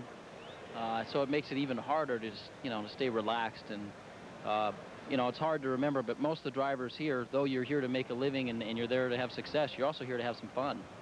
And this is a hard time. You just want to get onto the racetrack and get the race going and get it rolling. So this is a tough time for everybody, especially now it starts pouring down. Yeah, we got the big drops rolling in here, so everybody's going to look and dive for cover. He was talking with his engineer, Rondaz, just moments ago. He gets under an umbrella, and another one of those little tiny cells right over us right now, and this is not good news for anybody. Jerry? Well, rookie Jeff Ward is a 7-time AMA National Motocross champion, and you've hurdled a lot of barriers in your career, Jeff, but none compared to the giant leap you're making today, starting the Indy 500. What advice has your teammate and car owner Eddie Cheever offered you? Basically, stay patient. It's a 500-mile race, and just go as quick as your car will let you go. If somebody's quicker, then don't hold them up, and just, try to get your car better the next run. So it's just to be very patient. I saw you standing here scanning this massive crowd, this tidal wave of people as far as you can see. Are there butterflies? I mean, your first time here as a driver? A little bit. I'd like to get in the car and you'd be more comfortable now with this downpour. It's just going to prolong it. Again, you try to get yourself psyched up at a certain point, and then when it gets set back, it's hard to, get that timing. And now we got to do it all over again and go through this again. So it's a little bit frustrating, but I'm real anxious to get in there and get running. What do you do now? I mean, you have some time now, obviously, with this shower moving across the racetrack. Do you go back and talk to Eddie Cheever? Do you talk to the drivers, or do you still want to be alone with your thoughts? I'll talk to Eddie and the crew and just figure out what we need to do. There's another chance to go over some more information that maybe we didn't cover, but we're pretty much ready to go. It's just go back in the garage and watch some TV. All right, we'll try to give you a good show. Jeff Ward starts inside row 3. He is a rookie here at Indianapolis. Let's go to Jackaroo. Well, Jerry, you know, when the rain begins to fall, you look for cover wherever, and we're in the pace car garage right now with Robbie Gordon. This is not what you wanted to see. No, this here looks like they just have the track dry, it looked like, and for this to happen, it's gonna definitely stick a huge stick in our spokes. We're gonna crash now. Now, what do you do? When do you make the decision to get on an airplane and go down to Charlotte and see if you can get 600 miles in? Well, I heard they're having a hard time, too, with weather down there. They got like a 100% chance of rain. This rain here, we're done for at least another couple hours. For Robbie Gordon, a lot of decisions to be made, but I want to show you right over here. That's Alessandro Zampedri. Actually, it's Eliseo Salazar. And look at this. The guy kicks back, picks up the newspaper, and he's just ready to wait out the rain, Paul. I wish all of us could be as calm as Eliseo Salazar. Out on the front stretch, the rain is just pouring down. They've still kept the Purdue band in place, but it's Plastic City all through the grandstands and up and down the main straightaway as everyone tries to hide from a driving rain here. We'll return with more of our 500 coverage after this message and a word from our ABC stations.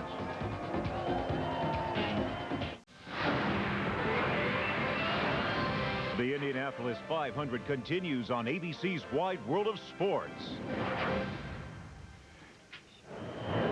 Well, the track continues to be pelted with rain, especially down in the south end. We'd like to remind you that you can follow all of the drivers in the race with live timing and scoring on ABC Sports on America Online. The keyword is ABC Sports. You can even get the weekly report that Jack Arute puts in America Online as well. And then there's the IRL website. It has the real-time race stats, historical information on the 500, bios on the driver, anything you would want to know. Pull the computer up right next to your television set, and you can keep track of the Indy 500. Well, the rain really came down here. There's the yard of bricks right at the start-finish line. And the ceremonies themselves, they've continued on. They don't want to give up yet. Here's the Marion County Sheriff's Department motorcycle drill team, and they're performing down in the pit area. Jerry Punch? Amazing, incredible. Nothing's going to stop what happens here at Indianapolis Motor Speedway. We're with Ari Rainout. Ari, we said there might be a shower come over. I believe that shower turned into a monsoon about 20 or 30 seconds ago. This really does take a lot of people out of their game face. That's for sure. I mean, right now, the rain is coming down so hard, it looks like this will be like 2 or 3 hours to dry the track. If it stops raining now, we don't know if it's going to stop. So it's just going to, it's throwing us off, and we're already thinking about driving tomorrow, it looks like. Now, as an experienced driver, you've been here a number of times, and if you have a delay like this, you go back to the garage and you sort of get some time to relax. What about the guys that have just come here for the first time? You remember back when you were a rookie. What's going through their mind? Are they almost ready to get in and climb in the car and roll away, and now they have to wait some more? What are they thinking about? Well, we're all thinking about the same thing here today. I mean, you go to sleep at last night thinking about tomorrow's the race, and you're mentally preparing yourself for that in the morning as well. And it looked like we had a nice clear spot there, so you get your game face on and you want to go racing, and then it changes again.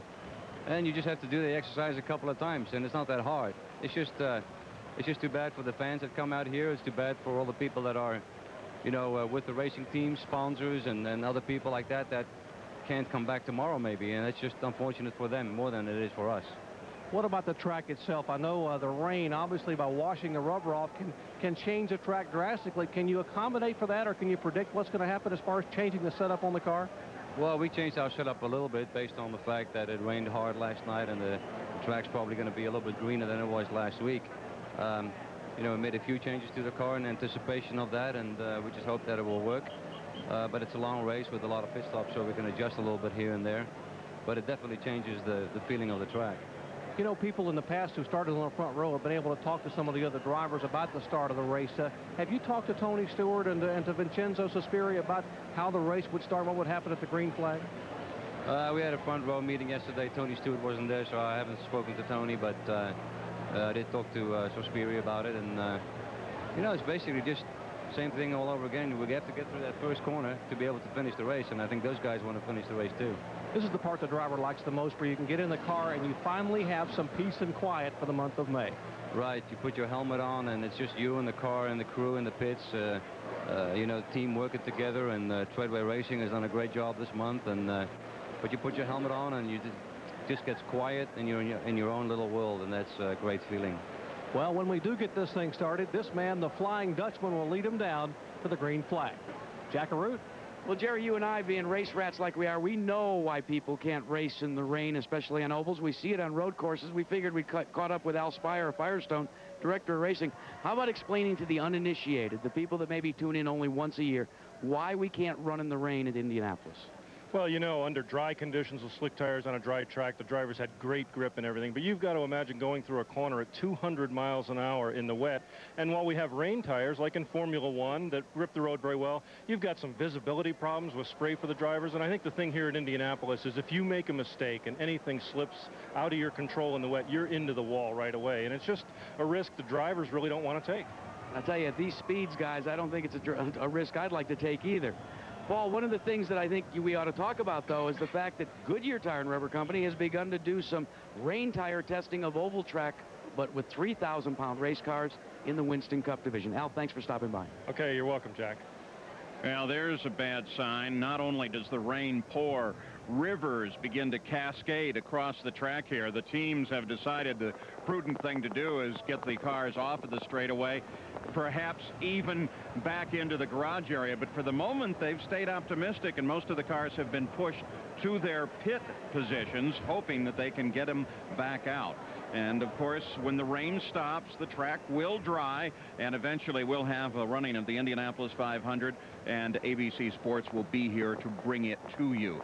Now, we're going to stay here at the Indianapolis Motor Speedway. In fact, let's take you back to a little better day as we can reminisce about the 1989 running of the Indianapolis 500. It turned out to be a battle between two different men. We join 1989, the batter Al Unser Jr. and Emerson Fittipaldi with 5 laps to go.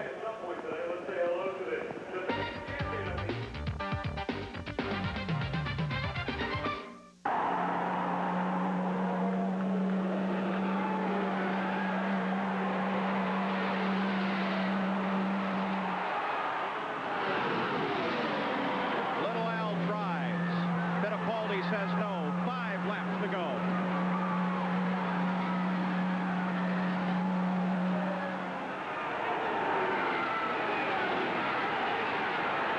The backstretch. Another try. Can Al Unser Jr. get it done this time? It's a drag race going into 3, and Little Al has the lead. Al Unser Jr. picks up the lead. The question now is fuel. Get the yellow. Help Little Al enough.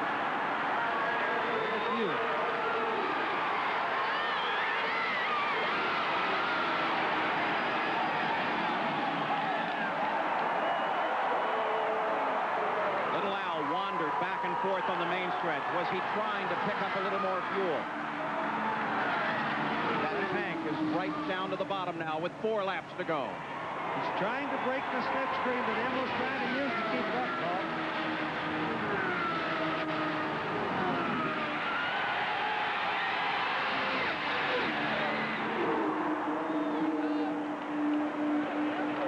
A.J. Foyt won his first race here. It was A.J.'s first win on pavement. Will Al Unser Jr. score his first oval win here today?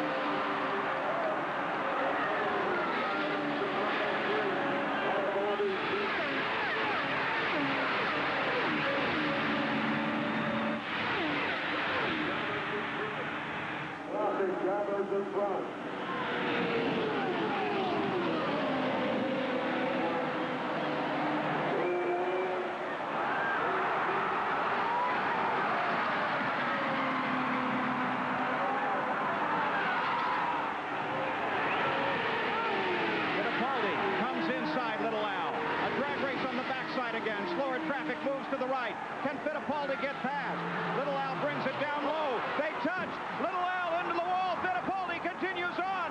Little Al slams the wall as Emerson Fittipaldi streams toward the white flag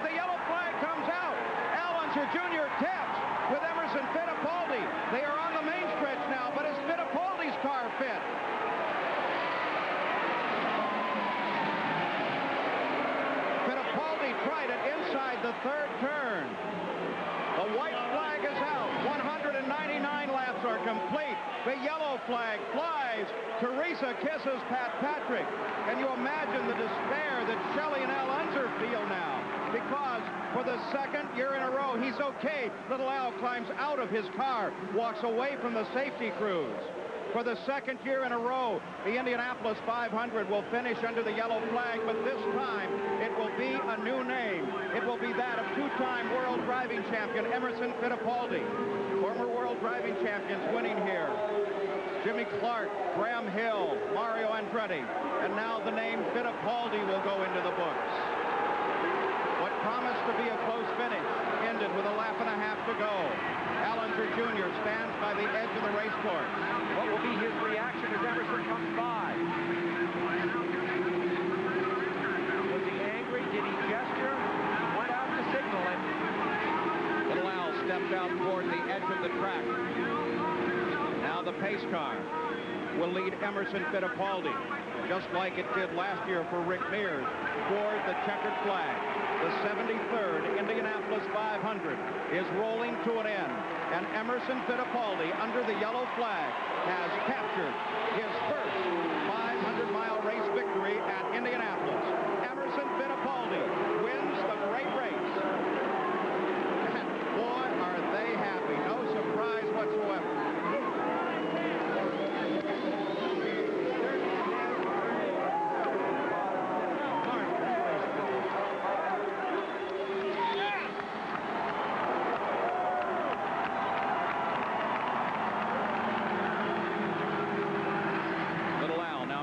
Into the ambulance, but it was obvious he was not hurt in the crash, despite a very hard impact with the wall. The Patrick Racing Team begins now their celebration, and Emerson Fittipaldi waves to the crowd on the backstretch for the first time as the winner of an Indianapolis 500-mile race. Look at him. Oh, he's really happy, Paul.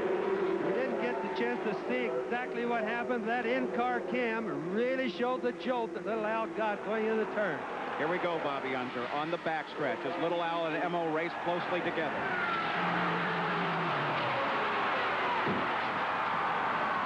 One view of the situation. It just appears that Emo drifted out, got Little Al's left rear with his right front.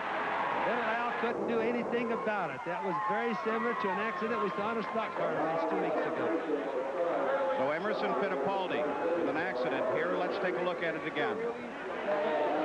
Fittipaldi darted away from Little Al, tried to get inside him. The two cars are neck and neck into the corner. Traffic just ahead. They touched wheels. Little Al went sliding into the wall. Fittipaldi was able to maintain control. He pulled a similar feat at Toronto just a couple of years ago. The last lap spin, and was able to continue on. He's done it again this time. It's paid off in an Indianapolis 500-mile race win. The crowd, they stay standing watching the ceremonies. Here's the onboard view from Al Unser Jr. as he came onto the backstretch. Now, Emerson Fittipaldi was maneuvering to the left. At this point, he was almost directly alongside of Little Al. Little Al looked over to see Fittipaldi there. He kept his foot down, went into the corner, turned in, stayed well above the line, but then was tapped by Fittipaldi, and he slammed into the wall. Fortunately, Al Unser Jr. was not injured in this accident. In fact, he hopped out of the car almost immediately, and he can't believe his fortune here today. Emerson Fittipaldi hold on to the checker, the winner of the Indianapolis 500.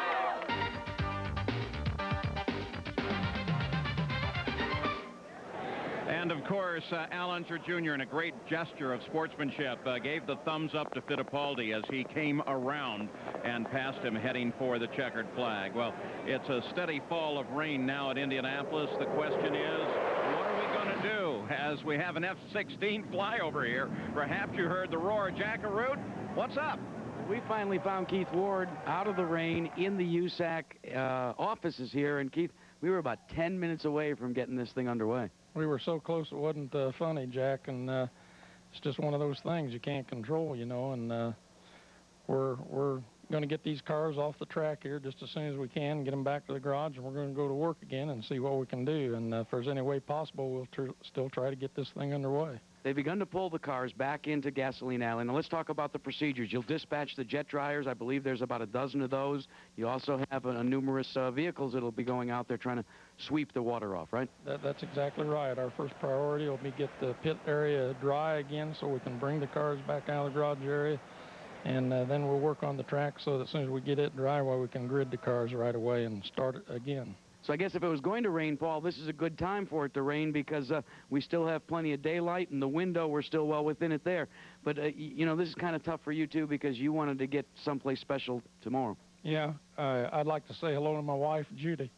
She's having some tough times right now, and I hope she's getting along all right, and I'll be with her. Sometimes we forget, guys, that there's other things besides racing. Gary?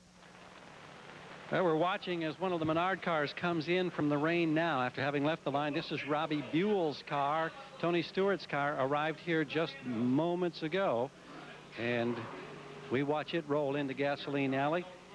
Larry Curry has been standing over here. You have been concerned about a couple of things relating to electronics on your race cars sitting out there under those covers. Well, you know, when we push the cars out on the grids, we take spare ignition boxes and CDM boxes and a lot of stuff, batteries, everything. And when you get hit with a downpour that hard, you know, these things are very sensitive to moisture, so we got some work to do here before we can get ready to go back out there. How about your approach to this race? You were telling me you don't want to contend with a rain situation where you may have to only go halfway and have an official race. Absolutely not. At Team Menard, we did a lot of testing. We ran a lot of miles. We've participated in every single day that the track was open here this month. And we want to have a 200-lap race. That's what the fans paid to come see is 500 miles. We feel that both of our drivers, and Tony and Robbie, are both ready to go in their respective cars and crews, and we want to race 500 miles, period. Period. Tony Stewart has just walked up here. Let's get a quick word with him. You got soaked out there. You're not superstitious about having to wear the same driver's suit or anything like that, are you? No, I've got it hanging over there in front of a fan right now drying. Just at least we got a fan to dry it with, so it doesn't matter to me. I mean, you feel bad for all the guys, and you know, they had to get here at 4 o'clock in the morning this morning. I cruised in here at a leisurely 9 o'clock, so yeah, it's just one of those situations now. We wait and see what happens, and this looks like it's kind of set in for the day, which I would rather see it do this or just dry up entirely. So, yeah, like Larry said, I mean, I want to run a 500-mile race. I want to win a 500-mile race. I don't want to win a 250, 300-mile race. So, and we want to see a 500-mile race soon, by the way. Thank you, Tony. We're going to go quickly to Jerry Punch. We're with two more principals of Team Menard. John Menard, the man who owns the team and pays the bills, to my left, and to my right, Robbie Buell, who is one of two drivers. You just heard him talk to Tony Stewart a moment ago. Robbie, let me ask you, what happens to a driver when you know that you've had this much rain and the track's going to change? What goes through your mind? What are you thinking about right now? Well, really what we're thinking about is we want to get on with the race. But as I was saying, we've done so much testing here throughout the last 2 months.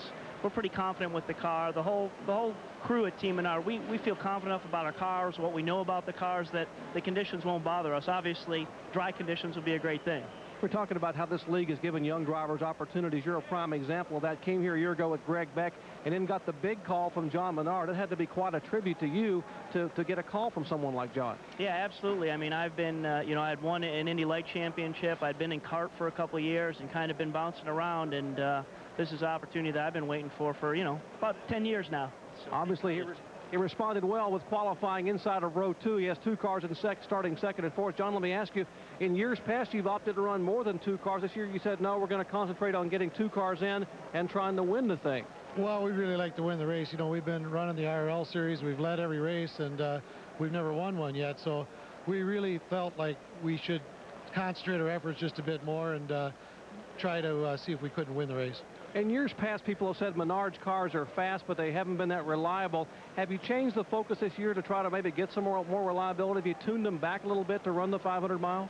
Well, for sure, we've tried to go for reliability. We always have, but before we were running the Menard V6s, which was a very fragile engine. I mean, it was a pushrod V6. It just wasn't designed to do what we were asking it to do. Now we're kind of on a level playing field with everybody else. Everybody's running the V8s, the Auroras, and you know, I think our Auroras are better than the other guys' Auroras from a dependability standpoint. leastways so far this month, we haven't lost an engine. And we think we got an engine that'll go the whole 500 miles in both cars. And we think we've got a precision about our setting up the cars that allow the chassis to go the 500 miles too. Of course, anything can happen, but we'd welcome a 500-mile race. You know, there are some diehard race fans who haven't budged. They're sitting here in the stands with their umbrellas over them. They want to see a race as we do. You know, earlier in the week, you took a car to Charlotte Motor Speedway to preview what's going to happen down there in July when the Indy Racing League comes south. And I'm told you had 140,000 fans on their feet when Tony Stewart lit the tires up. Yeah, Tony lit the tires up, taking off out of the pits, and then we went out. We went faster than what the NASCARs were running, you know, and everybody got excited about it. It was night, and there was a lot of lights, a lot of excitement. It was really fun. I think the fans are going to see a really great night race there, and of course, at Texas also. All right, John, thanks for joining us. Robbie Buell, you guys, we still watch and wait as the raindrops fall. Paul? Yeah, you'll notice that the rain is creating an area several inches deep there in the pit area. We mentioned the run at Charlotte Motor Speedway. Here is the remaining races in the IRL schedule and the network coverage that you will be able to watch those races on. And don't forget, if we get pushed over to tomorrow, ABC Sports will be right there to continue coverage of the Indy 500. Well, you find shelter anywhere you can get it. This is underneath that scoring pylon that is right outside Gasoline Alley. Now, tomorrow night on ABC, Lorenzo Lamas and Princess Stephanie of Monaco are your hosts for an hour of the most incredible illusions you've ever seen. Champions of Magic tomorrow night on ABC. Rain continues to fall. We'll be right back. Well, there's the Purdue University All-American Band. They've stayed right in position, waiting for the opening ceremonies, which, of course, the rain sent everybody scurrying for cover, except, of course, the band, Tom. The teams are real concerned about moisture and the electronics and things like that. At this point, I'm sort of interested to see what those tubas are going to sound like with about 3 gallons of water in them. Yeah, maybe we can find out, Jerry. Well, the trombones were rolling a minute ago here, but you know what? The fans are still in the stands. This Purdue Boilermaker band, they're not moving. They're not going to budge. They want to see racing, and they're accustomed to weather, of course. And what happens when it rains or snows or the weather gets bad? It's usually at a Big Ten football game. They play the Purdue Boilermaker fight song, which is what the guys here behind me wanted to play right now. So we'll turn them loose here. The Boilermaker standing in the rain, waiting for the Indy 500 to start. And folks, watch the trombones roll.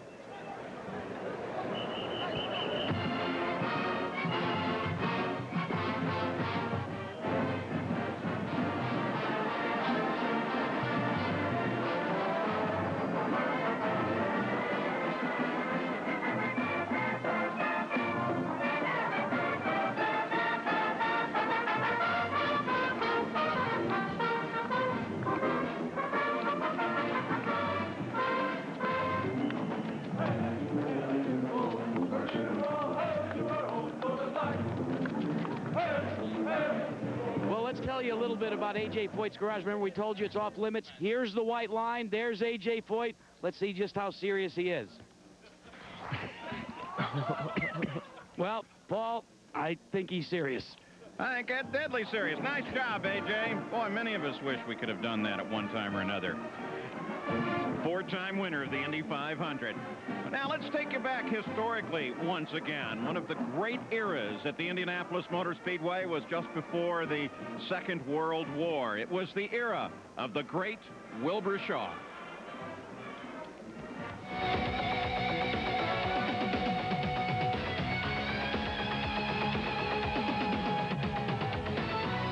Wilbur Shaw won the Indianapolis 500 in 1937. 2 years later, he reasoned that European technology was ahead of the Americans. And so he convinced his car owner, Mike Boyle, to buy an Italian Maserati HCTF. It was a Formula One car, and it performed admirably in the 1939 Indianapolis 500, winning easily. So they re-entered the race in 1940 and won again, making Wilbur Shaw the second 3-time winner of the Indianapolis 500. On the morning of the 1941 sweepstakes, a fire raced through the garage area. 2 cars were destroyed, and the start of the race was delayed over an hour. Rex Mays led the opening 38 laps, and then Wilbur Shaw took command. With just 49 laps to go, a wheel broke on the Maserati, sending him into the wall. The car made heavy contact, and Shaw coasted to a halt. With a broken vertebrae, Shaw was placed on a stretcher and taken to the hospital. He would later recover fully to resume his role as one of racing's best-known ambassadors. With the outbreak of World War II, all of automobile racing ceased in the United States. But Wilbur Shaw did participate in a special closed tire test at the Indianapolis Motor Speedway for the AAA. This would be the final time that Shaw would sit behind the wheel of a race car, and he would later say it was his toughest 500 miles ever. The Speedway was left to stand unused, and when the war ended in 1945, the once magnificent grounds were in the advanced stage of decay after nearly 4 years of disuse. Nature's wild growth had completely overwhelmed the facility. Weeds sprouted from the bricks and in the pit area, and the grandstands had become nothing more than rickety wooden structures. In October of 1945, Wilbur Shaw convinced Indiana sportsman Antone Holman to purchase the Speedway grounds. He named Wilbur Shaw as the president and general manager. And in May of 1946, the Speedway opened its gates again. And the crowds came in unbelievable numbers. They kept filing in, even during the late portions of the race. The Indianapolis 500 was once again the largest single-day sporting event in the world. The 500 had been saved by Shaw and the great Tony Holman. Well, it's pretty tough to beat race fans. They're staying in their seats. Kudos, by the way, to the guys and the crews that have helped with our coverage here thus far. But there's still more to come as we look ahead to the 81st running of the Indy 500. We'll be right back. Well, back in Gasoline Alley, and I am happy to know that that band will play with gallons of water in the tubas and trombones, as I'm sure Tom Sneve is. Larry Curry, we were talking with him a few moments ago about his concerns on electronic components in the race cars getting wet. They've peeled the side pods off of Robbie Buell's car here. Larry, show us a couple of these areas of concern, and let's start here in the left side pod. You've got the ECM here, which is the brains for all of the engine electronics, and you know, one of the things that these things don't like is moisture. So we've got to make sure now that it's rained and some of the waters ran down in the bodywork, the guy's been in there drying all that up. Now we should point out that the ECM is the engine control module. That is the computer that controls how it functions, right? Exactly, that's correct. And then in this same side pod, you know, we've got the battery. The guys have already sprayed some brake clean and things in there to try to dry up the moisture, and then they've taped them off. As we work on around the car on the back of the engine, here at Team Menard, we run what we call the coil-it plug instead of distributors. So it's an electronic coil that sits on top of the spark plug that fires the plug. But again, this is the driver box that drives that. If, again, you get moisture in there, big problem. Let's move further up now as Rick Rice handles the camera, and we come up into the right side pod past the power plant, and you can just see all of the wiring and the looms and the harnesses, and then here another whole group of electronic components. Yeah, this is the PI data acquisition system that gives us all of the telemetry information and different things that we will monitor during the race. And again, it's an electronic device, gets moisture in it, it's going to create problems, or we're going to get no information at all, one of the two. Now, one of the problems you also mentioned a few moments ago is that all those spare parts, you usually see them sitting on the rear wing when you were out there on the line. The rain comes, the car goes under the cover gets soaked, and then it filters down through there, and you've got to tear apart all of those components before you go racing, if it's yet today or if it proves to be tomorrow. Yeah, that's true. I mean, the good news and bad news is, the good news is all of this stuff was covered up with the body work because the car was gridded ready for the start. But we carry so many spares of all of these items that are just sitting on the rear wing. They were under a cover, but that cover was saturated, and the parts, the guys are walking in here with water running off of them. So they're going to have some attention because we just may need one of them. How about the electronics in the dashboard? And I don't know if Rick can swing around. You can see a little bit of the dash. The wheel has been removed. Any problem there? Because that looks like it's as protected as anything. Well, it is protected. The good news is that side of it is protected. The box that gives it that information, one of them is here, and one of the telemetry boxes is all the way down inside the nose, so it's very well protected also. All right, thank you, Larry. Professor Curry taking us on a tour of the electronic components and some of the concerns before they get a chance to go racing. Yeah, good stuff, too. It's neat to see those cars with the skin off and see all the electronics. Look at the main straightaway here at Indianapolis, the view up toward the fourth turn, and A.J. Foyt's team getting their car back to the garage area. Also, Zampedri's car is heading back into the garage area. Probably the only cars left in the pits. Now, when the teams arrived for the beginning of the season at Walt Disney World Speedway in January, this equipment was all brand new. Not just new cars, totally new engines and chassis. The engines, Aurora and Infinity, now without turbochargers, were loud and brash. The chassis, strictly regulated, were supplied by two designated manufacturers, G-Force and Dallara. But the key drivers remained the same. At Walt Disney World Speedway, Tony Stewart notched the pole and led for 131 laps. Ari Luyendyk, who started outside the first row, got caught up with rookie Jarrett Schrader. On the 131st lap, skies darkened. Defending champion Buzz Calkins took the lead, Stewart in second. But Stewart's engine was already in trouble, and then Calkins' engine let go. Tony Stewart took the lead, slid an oil, and caught the wall. Under the yellow, Eddie Cheever took the lead, followed by Mike Groff. And then the skies opened up. The red flag flew. The race ended early. And without leading a lap under green, Eddie Cheever took his first win. Now on to the Phoenix 200, where the desert played havoc with the engines. Rookie Jim Guthrie surprised the fans, qualifying outside the front row alongside Tony Stewart. Ari Luyendyk was the first to mechanical failure, followed by Buddy Lazier. This turn one crash claimed Robbie Buell, now teamed with Stewart at John Menard's stable, and Jarrett Schrader. Tony Stewart led for 85 laps. A record 9 times the yellow flew as engines failed. Rookie Kenny Breck took the lead for 1 lap and caught the wall. Jim Guthrie gambled. He counted on yellows to save fuel and ran the last 82 laps without a pit stop. Tony Stewart drove a valiant race but couldn't catch Guthrie. The rookie, who mortgaged his home to finance his run, took his first win. And in the history of the IRL, there has never been a repeat winner. Now next on ABC Sports, we'll bring you the final 9 holes of the J.C. Penney LPGA Skins game. And we'll return to Indianapolis after this message and a word from our ABC stations.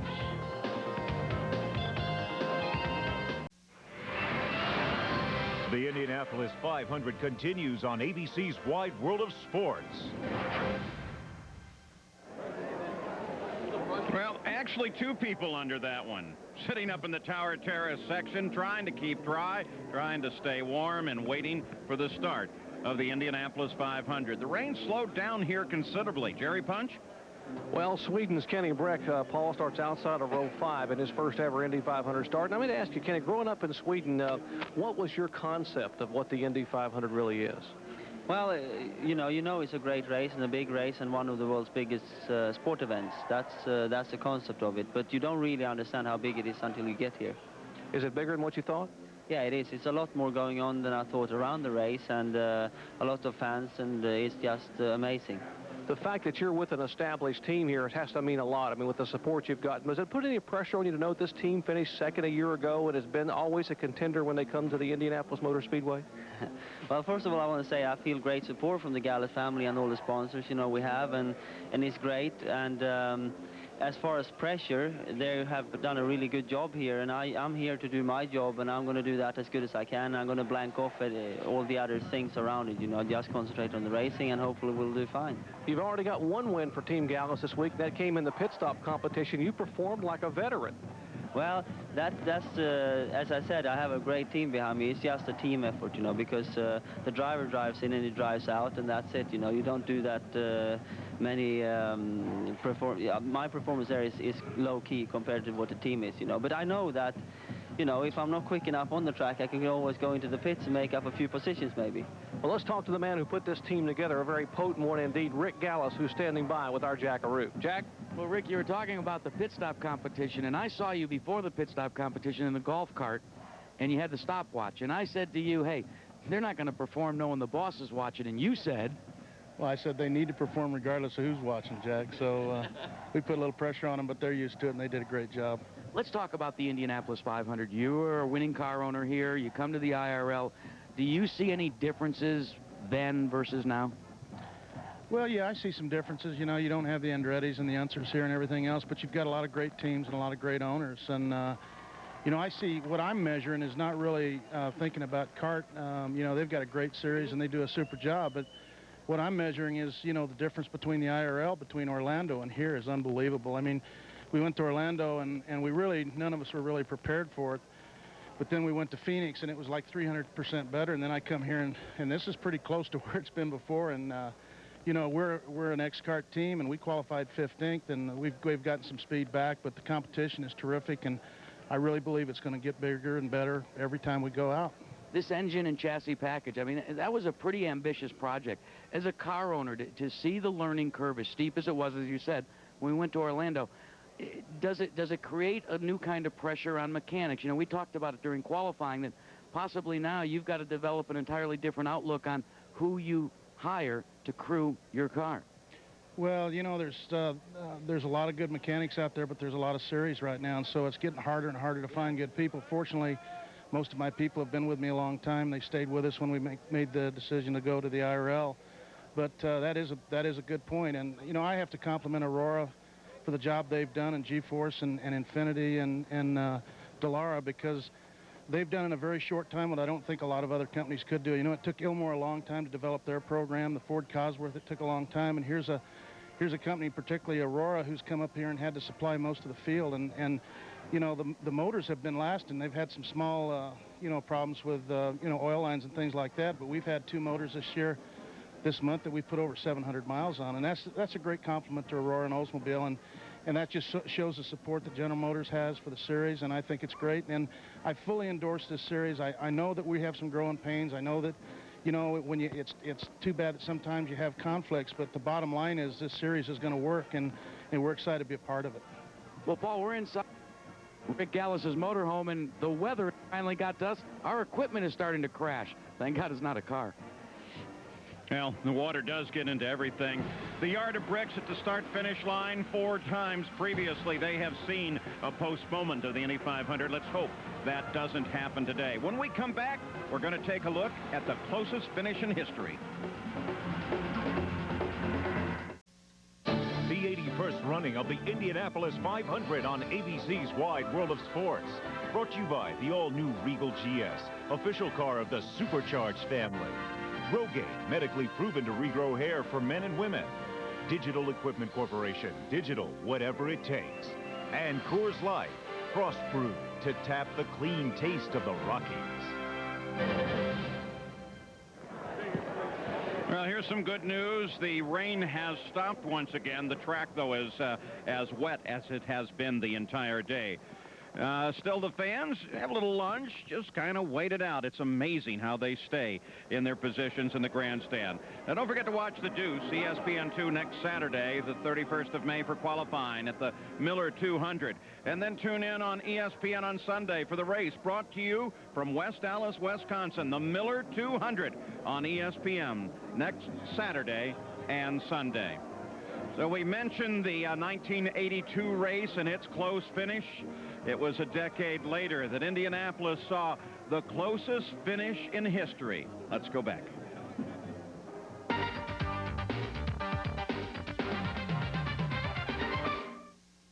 And Scott Goodyear is now right there, right behind Little Al. He follows Little Al down the main straightaway.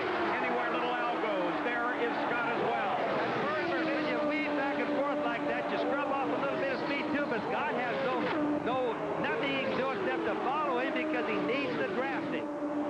Scott Goodyear, of course, a Canadian early in his career. You see him setting up Little Al now. He seemed to kind of give you the feeling that things were coming easily for him. Then he had a long period there, 2-3 years, where just couldn't get any result at all. Suddenly he's vaulted back to this moment. He can see the possibility of winning the Indy 500 if he can make one pass. But he has got to pass one of the savviest, canniest, and most determined drivers in the business. A lot of that's going to come still sprint car days. That's where Little Al came from, was go-karts and sprint cars. He's got a lot of savvy on how to keep somebody from passing. The 198th lap in the record books. On this lap in 1989, Emerson Fittipaldi and Little Al touched wheels. Little Al hit the wall. Fittipaldi went onto the wedge. Scott Goodyear still trying to catch him.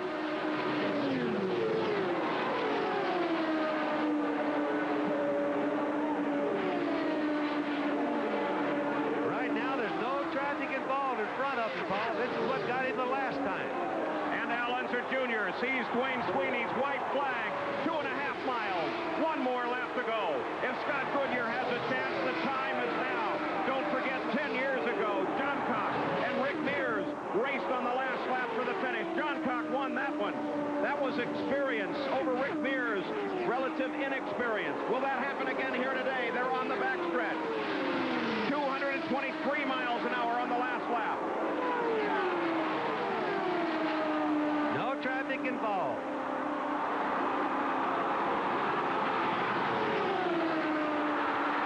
They make the turn for home now. On the main stretch, Scott Goodyear closes in. He looks for a place to come by. Scott Goodyear tries it, but no.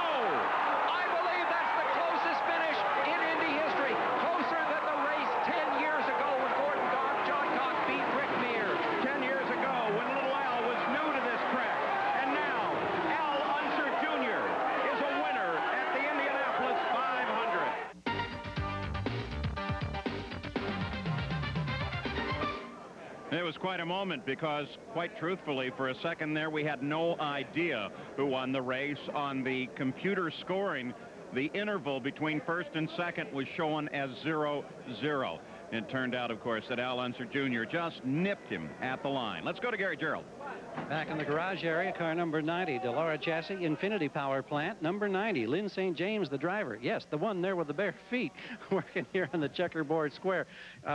Obviously, you're comfortable here. How wet did you get while you were out there playing that waiting game? Well, I didn't get too wet. I was under a nice big umbrella, but, you know, sometimes you get the feeling, I mean, I had this energy ready to go, and when it's raining like this, it feels the kind of rain you want to go out and play with rather than, you know, having to fight it. But it's too bad. I mean, but everybody, the fans and all that seem to be kind of rolling with it, and who knows what the rest of the day will bring. But I know in the past you've said that one of the things you do is you try to envision scenarios and on the racetrack, one thing or another. I don't imagine you imagine rain like we saw there just as we were getting close to the formal ceremonies to start this race. No, and you know, the amount of fluid you take in and the amount of nutrition you take in and how you do all that is timed, you know, and now the timing's all upset, so I'll spend for at least the next hour probably in the bathroom, and you know, and you have to repsych yourself on that. So in a way, when at least it rained hard enough that you go, okay, clear the head, we're back in the garage, you know what I mean, and we kind of start all over again. So, but it's just, it really amazes how it can challenge your sense of timing. We're going to take a look at your race car here, Lynn, and I know a week ago today, as you were in the qualifying process, you got bumped, and then there was the uncertainty about what was going to happen. Was that as traumatic a time as you've had in open-wheel racing, waiting for a decision to know whether or not you'd get a chance to run in your 6th Indy 500? I think probably the most challenging for me emotionally and mentally was the rookie orient. Not just because I was a rookie, but because I went through that drama with my Ford engine, and I'd come here with the old Ford Cosworth engine and had gone through rookie orientation, had gone 2:19. We thought it would be quick enough to make the field. We then discovered that it wasn't going to be quick enough, and I had to really go through some serious negotiations because I couldn't get a Ford engine. I ended up racing a Chevy engine. I'd been under contract to Ford Motor Company and was under contract at that time. So that to me was the most dramatic thing, and it was my rookie year, so I was like, oh my God, I'm not leaving here, you know. This was tough, but that was tougher. Now, as we mentioned, this is the 6th time, so I would imagine, does it get easier each year, or is it an ongoing struggle? It doesn't get easier, but you do anticipate things a little better. You see more, you adapt a little more. You're able to not necessarily anticipate what's going to happen, but you can have better discipline as you get older and as you come back here year after year. So, but it never gets easier. It always challenges you and has new things to give you. And of course, these are all new cars, so it's all. And the racetrack repaving, quite frankly, makes the racetrack a different racetrack than it was last year. So, you know, it doesn't feel like, oh, you know, this is really cool and this is a no-brainer and all that. This is, you know, this is still serious business and all that, but being a veteran does help you, I think, deal with the things better that you got to deal with. Any way you cut it, it takes a lot of experience to be successful at this place. Big challenge for you from deep in the field. Wish you well when we get a chance to go racing. Thanks very much. Paul? Lynn St. James, and there is Gasoline Alley back in the garage area, the road out to the track itself. Scott Goodyear figured in that 92 finish. He also figured in a somewhat controversial finish in 1995. When we come back, we'll take a look at that, and we'll continue to hope that we'll run today.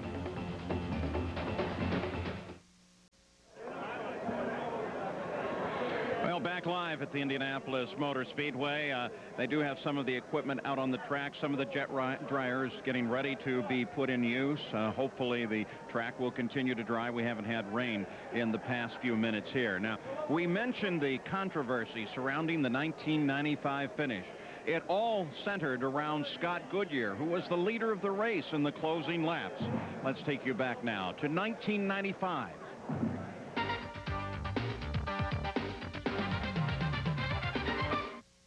Scott Goodyear may be on his way to a win at the Indianapolis 500. We should go green after this. Paul, when you asked me to handicap the two drivers before, Scott Goodyear, Scott Pruitt, we talked about their relative experience. And in fact, it was the least experience of the two that had trouble.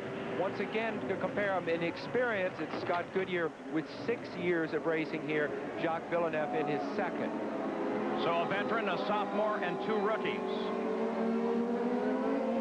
There's Leslie, Scott's wife, as she watches on. They live now here on the north side of Indianapolis. He is Canadian. If he can win, be the first Canadian to do so. But remember, Villeneuve is also Canadian.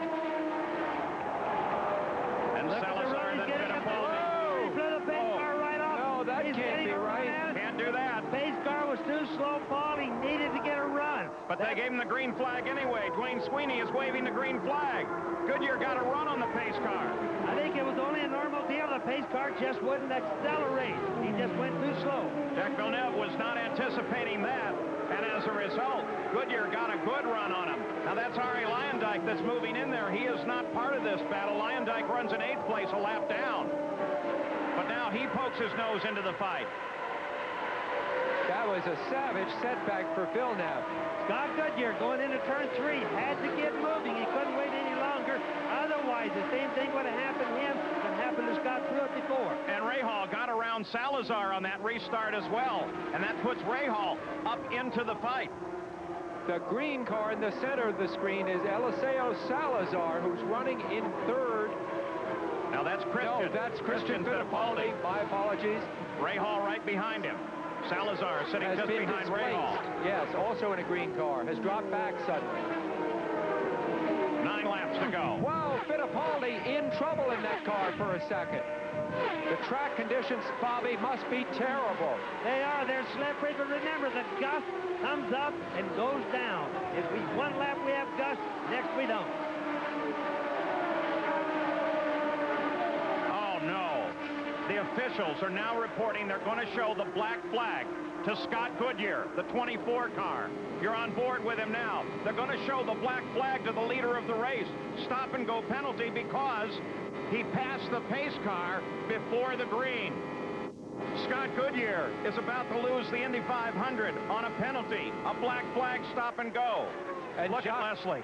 And Jacques Villeneuve may be about to win it because of a penalty, despite the fact, see him there in that blue and white car, despite the fact he himself suffered what appeared to be a death blow penalty, a 2-lap penalty much earlier in the race. So the story of this race, Bobby, no question about it, has been the role that the officials have played in the race. It's been a roll of penalties this entire race from start to finish, and it's just sad to see races end like this. A Canadian has never won at Indianapolis. There are 2 leading. One is due in the pits to acknowledge the black flag any moment now. This will so propel Jacques Villeneuve's career forward. You will see Formula One teams make million dollar offers, huge offers for his talents for next year. Will he go? That's up still in the air. Villeneuve in front. Fittipaldi. Christian Fittipaldi runs in second. 7 laps to go. There's the black flag being given to the leader. And we talked about the changing of the guard. Here is a sophomore, second-year man running first, and a rookie running second. But a really good man right there. Villeneuve has really done a good job. Penalty down 2 laps a day. Now leading the race, could possibly win. Unbelievable drive. Last time that a driver won in his second start, should Villeneuve do it, was Rick Mears, 1979. Is that a prediction of what this driver may be? Scott Goodyear is ignoring the black flag now. He has not yet turned in. Christian Fittipaldi, he runs second. A rookie. Ray Hall is third. He's probably having a hard time believing it. If I were him, I would too. It's such a sad thing. But it can only add to the penalty if he doesn't answer it, doesn't Bobby? He can't really stay out there hoping that they'll change their minds. Oh, you're certainly right there, Paul. According to them, he did break the rules. It's just sad to see something like that. Pace car should never be figured in to a race win. Jack Villeneuve running at 207.4 miles an hour on the last lap. 5 to go. Car 27, the number his father carried in Formula One. That's Arie Luyendyk staying right there with him. Luyendyk is a lap behind the lead, running in 8th. Villeneuve knows that he's not in the contest with Luyendyk, so he's not going to pay that much attention to it.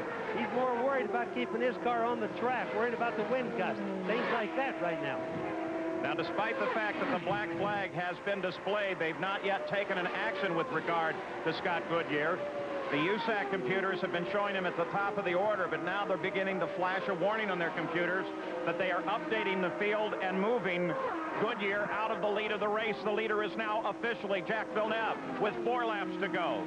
Second is Fittipaldi. Bobby Rahal runs in third. Salazar is fourth. Gugelmin is fifth. And Goodyear has been moved down to 7th place. Rahal chasing Fittipaldi. Battle for second. 3 to go. Ray Hall, too, battling the vicissitudes of officialdom today. Coming back from that stop and go, which he was luckily able to make under the yellow, now battling for second. Fittipaldi on the left in that car, which if you look straight down on it from the top, looks like a Brazilian flag. If you look straight down on that green and blue and yellow car.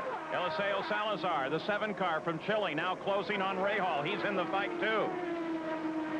Also got to keep in mind, these guys have tires that are not quite as sharp. They've run these cars right now just as hard as they can be run. So adhesion to the track is a little bit scary sometimes. There's Salazar in that yellow and green car going by. An experienced road racer, Eliseo Salazar, coming out of IMSA, driving for Dick Simon here. A very, very fine performance for him today. 40 years old, a very veteran driver, but a rookie here at Indianapolis. No one has ever come from 2 laps down to win the Indy 500. The youngest winner thus far in the history of the race was Troy Ruttman. Now, Jack Villeneuve will be looking at a white flag and one final lap, a final 2.5 miles. An unbelievable run. The story will be told that Jack Villeneuve went 2 laps down on a penalty and fought his way back to the front of the field, across the South Chute for the final time in front of Bobby Unser. Going by Unser, he's looking really good, Paul, no problem. Arie Luyendyk staying right there, wants to get in that winner's picture. Jack Villeneuve on the backstretch. The magnitude of his achievement. Listen to the roar of the crowd. Back from 2 laps down. Only his second year.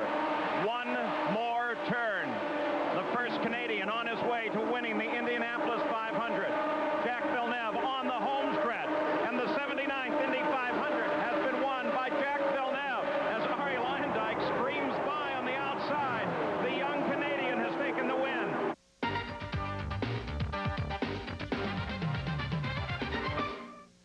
It was a prediction of things to come for Villeneuve. He went on to a PPG Cup championship, and today he won the Spanish Grand Prix. There are the Formula One results for you. We'll return to Indianapolis as we continue to wait out the official decision on the possible start of the race after this message and a word from our ABC stations.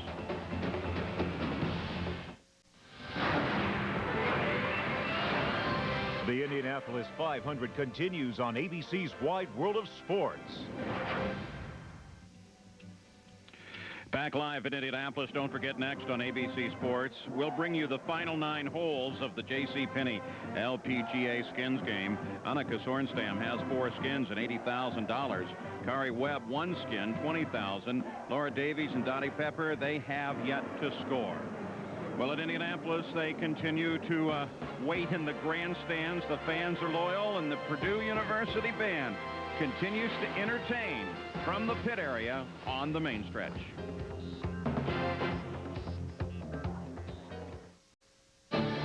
81st running of the Indianapolis 500 on ABC's Wide World of Sports. Brought to you by Miller Lite, who reminds you that anything can happen at Miller time. Valvoline DuraBlend, the #1 selling semi-synthetic motor oil. Chevrolet Trucks, the most dependable, longest-lasting trucks on the road. And Dr. Pepper and your local Dr. Pepper bottler. Dr. Pepper is the taste.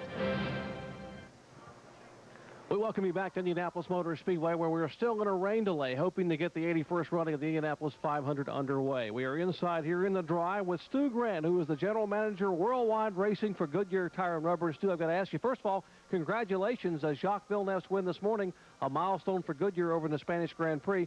But also last year, you guys had a 24-year string broken here by your competitors. First of all, let me say or comment on the 350th Grand Prix victory. That's right. It was a special day for us.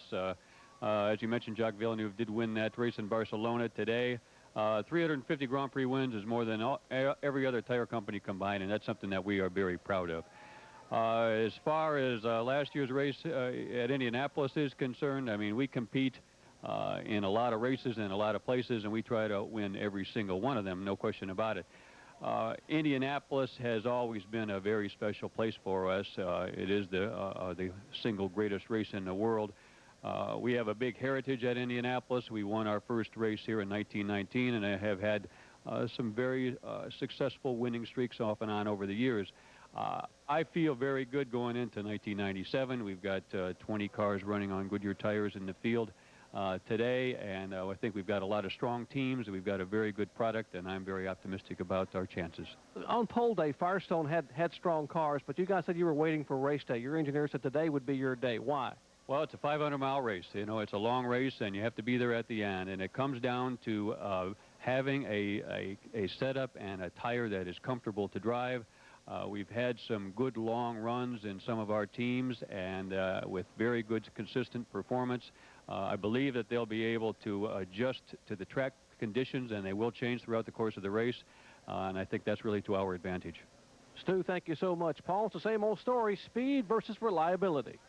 Well, and on the track, it's the same old story. It's wet. They're trying to get it dry as best they can, but there's still quite a bit of standing water all around the surface. No rain on the main stretch in the past few minutes.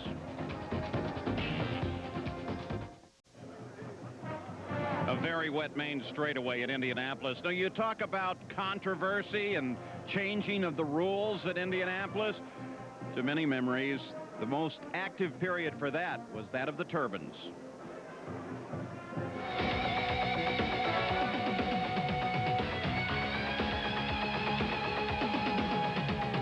This is the Whooshmobile, designed for 3 years in secret by Andy Granatelli. It was called Whooshmobile because of the distinctive sound made by its power plant, a Pratt & Whitney aircraft turbine. The car was ultra-modern, all-wheel drive, a monocoque chassis, and even a flap in the back that would jump up and air brake the car whenever the driver touched the brake pedal. The driver was the great Parnelli Jones, and in 1967, with this car, he dominated most of the 500. The turbine was, without question, the talk of Gasoline Alley with its unique features. Many of the drivers complained about the air brake jumping up at the back of the car and frightening them as they headed into the corners. Still, each time out to practice, the fear of this magnificent machine grew in Gasoline Alley. Parnelli Jones would start 6th on the grid with a qualifying time just over 166 miles an hour. Mario Andretti would sit on the pole at nearly 169 miles an hour. But as the green flag came out, it became evident that nothing could match the brute speed of Granatelli's turbine. Jones motored into the lead halfway down the backstretch of the opening lap. The only person that could slow Parnelli down that day was the weatherman. Heavy rains hit the speedway after 19 laps, and the race was postponed. Jones picked up where he left off the following day. A number of wrecks depleted the field. Wally Dallenbach was the victim of an accident, as was Leroy Yarborough, George Snyder, and Johnny Rutherford. The caution light would flash for over an hour. But then the unthinkable happened in the waning laps. An inexpensive rear-end bearing broke, and the turbine was powerless. The despondent STP crew, headed by Andy Granatelli, kept looking northward for the appearance of their car. Finally, they saw the machine creeping at a snail's pace, obviously destined to go no further. After leading 172 laps, Parnelli's day was done. Andy Granatelli could only stare in disbelief at his silent and failed dream. A.J. Foyt moved into the lead now with just 4 laps to go. But his path to a third victory was momentarily blocked when Bobby Grimm, Chuck Hulse, Carl Williams, and Bud Tinglestead, along with Larry Dixon, crashed on the final lap. A.J. suspected trouble and slowed down and was able to snake his way through the wreckage and take the checkered flag to join the elite list of 3-time winners at the Indy 500. The turbine would come back to try again, only to eventually be rendered ineffective by changes in the rules. You talk about controversy. That was a year for controversy.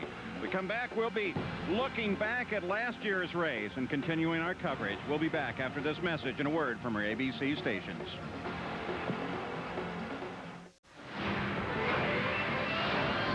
The Indianapolis 500 continues on ABC's Wide World of Sports. Back at Indianapolis Motor Speedway, the rains continue to fall. We are down trackside at the start-finish line with Chief Stewart, Keith Ward. And Keith, we began today, you and I, talking about the weather and what could happen, what we wanted to have happen, but unfortunately, it hasn't happened. You have an announcement to make. Yeah, we came very close, Jerry. We had the track dry, and we were probably within 15, 20 minutes of getting the event underway. And then this other rain hit, and it was really a drencher. There's just absolutely no way we could get this track dried and get a race started that we can complete 500 laps or 500 miles of racing, and that's what the fans deserve. So we're going to postpone this event and do it tomorrow, and we'll be on the same schedules today. The race will start at 11 o'clock, and I understand from the Weather Service that the weather is improving for tomorrow, so hopefully the good Lord will be with us, and we'll get this thing in tomorrow. Okay, Paul, there's the official announcement. The 81st running of the Indy 500 goes on Memorial Day Monday instead of Sunday. And, of course, we will have coverage for you right here on ABC Sports beginning at 11 o'clock Eastern Time tomorrow. We still have some action here today. The 5th time in 500 history a postponement has occurred without ever completing a single lap. But there's racing. Let's take you back to last year, the closing laps of the Indianapolis 500. Davy Jones leads. Davy Jones, the 70 car, it's white and black, trimmed in yellow. It's the leader of the race. Davy Jones is out in front, despite the fact he's down in the order. In second place, Alessandro Zampedri. And then Richie Hearn, the rookie, Buddy Lazier, and Roberto Guerrero. Those 5 cars are on the same lap, and so they are in this lineup behind the pace car. The next lap, then, 1 lap down, begins with Scott Sharp, followed by Salazar. Right now, there are 13 cars of the 33 that started still in the Indianapolis 500 with 32 laps to go. As the pace comes up again, Salazar is at the front, and he comes toward the green flag. Davy Jones tries to make a move to the inside, still trying. Salazar's taking him all the way to the wall. Took him all the way to the wall. That's really not good. That's Salazar. 2 times now he's done that today. And there goes Zampedri. Zampedri goes for the lead of the race, and Zampedri's got it. And Davey looks like he's slowing down. He might be just gathering himself up. But Salazar obviously didn't want to lose another lap. That's going too far. The officials are going to have to do something about driving like that. That is so dangerous, Bobby. I can't believe that. So Davy Jones gets pushed to the wall. Looked to me like he brushed the wall, no question. Alessandro Zampedri took advantage of that. He was able to move into the lead of the race. Jones drops back to second. He's right behind him. So we've got a great battle at the front as Jones is going to try him again. But weak tie. Nope. But say he's clearly faster because he's running these guys down. They're all blocking him down the inside. Now on the pit stops, my calculations show that Davy Jones, Gallus may gamble and try to go all the way. It's going to put him close. So let's see what Jack has to say. Bobby Unser, you know Rick Gallus. I went and asked him, do you have to stop again? He said, we do not intend to. That's a pretty open-ended answer out there. We do not intend to. Does that mean he's going to or not? I mean, no, that means I know Rick Gallus. That means he's not going to do it. Davy Jones is going to run that car, either finish the race, try to win it, or he's going to be sitting on the sidelines, Davy. Alessandro Zampedri leads Indy. He becomes the 157th leader of the Indy 500. Jerry Punch? Well, Dr. Henry Bach has just come out of the Infield Medical Center. And Henry, Hank, what's the status of Lynn St. James and Scott Harrington? Lynn St. James has multiple contusions on her extremities. We're going to send her down for precautionary x-rays. Scott Harrington is in good condition, has a bruise on his right shin. He'll be out of here shortly. Okay, that's Dr. Henry Bach. Paul? Lynn St. James, remember, this is the second year in a row that she's been eliminated in an accident down in the first turn. Sam Pedri, Jones, they're lined up as we run toward the finish of the Indy 500. Well, Bobby, Here is what set that situation up. Jones moving to the inside of Salazar. Yeah, he moves once, and he blocked him, and then he went another time, got a little bit more draft, and he just drove him down into the wall. Salazar was so wrong, it's just terrible. Yeah. That type of driving has got to be stopped. Yeah. That could have been a very serious accident right there for no good reason. Bobby, look where he is in the field. He could have taken out half the field right there if he had turned him sideways or he'd broken something there. That's just uncalled for. We could never let motor racing come to such deals like that, Danny. Now, see, he got a run on him. He moved back in to get another draft, and then Salazar just drove him down the fence. Now, I think Salazar just didn't want to lose another lap. We're trying to get back on that lead lap, but that's just dangerous driving. That shouldn't be an issue. So Davy Jones, apparently his car is just fine, which says something about the strength of these cars. Except it looks like Sam Pedri's just stretching it out a little bit. Davy was right behind him for quite a few laps there, and it looks like Sam Pedri's just going out there. You know, their speeds aren't all that much. It's 223 miles an hour right now. We would expect a little bit more. So maybe Davy has a little bit more, for example, because his fuel is a little bit short right now. Or maybe, Bobby, Davy's got a little bit of damage to that car. He's only running, Jones's last lap was a 225. He's picked it up a little bit, and Pedri was a 223, so he's obviously not complaining too much. Yeah, Jones whittled away about 3/10. There it is, the change on the last lap, Gary Gerald. And checking in on Alessandro Zampedri, Walter Gerber in radio contact with his driver. We're asking them, did you make the stop on the last yellow? Yes, they did. Are you okay to go the distance? Yes, but we are slightly concerned. He said it could be very close.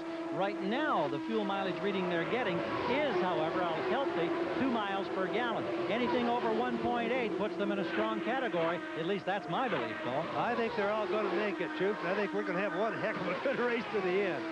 Well, I think it's going to be interesting whether they do or they don't, because it looks like if they don't, it's going to be maybe with the last mile or a half to go. At Indianapolis, the race has been postponed until tomorrow, and we will have coverage here on ABC at 11 o'clock Eastern tomorrow. We'll be back with more of last year's race right after this, the Indy 500 postponed. The 81st running of the Indianapolis 500 on ABC's Wide World of Sports. Brought to you by Genuine Chevrolet, the cars more Americans trust. Valvoline Durablend, the #1 selling semi-synthetic motor oil. Old Milwaukee, America's best tasting beer. And Goodyear, #1 in tires.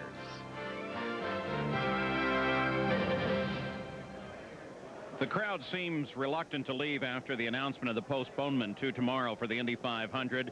We'll have coverage with you 11 a.m. Eastern time tomorrow here on ABC Sports. It's a day of first on the first Saturday in June, by the way, when the Indy Racing League holds its first evening race, the inaugural True Value 500 on the Deuce ESPN2 from the Texas Motor Speedway in Fort Worth, Texas. Now, let's go back and view last year's 500, the closing laps. The action's not over. 24 laps to go in the Indianapolis 500, and we are going to stay with you the entire way now as we watch a potential new champion, Alessandro Zampedri. He leads, but Davy Jones just nicked off another 2/10. So Davy's very definitely closing. Well, the other thing is he might be able to get behind him. He still has to pass him. And, Bobby, as you know, guys get awful tough toward the end of the Indianapolis 500 when it comes to getting passed for the lead. The closer it gets to the end, the harder they are to pass. And, you know, I always used to have a rule. Don't ever make an issue or make it come to an issue at the latter part of the race. If you're going to break them early. As far as passing guys, do it before they have a chance to get all that adrenaline running. Let's go to Jack Arute. Let's update you first on Roberto Guerrero. The question mark still remains, did they take on enough fuel to go the distance? Alan Dagan, John Barnes still trying to calculate that using the onboard telemetry.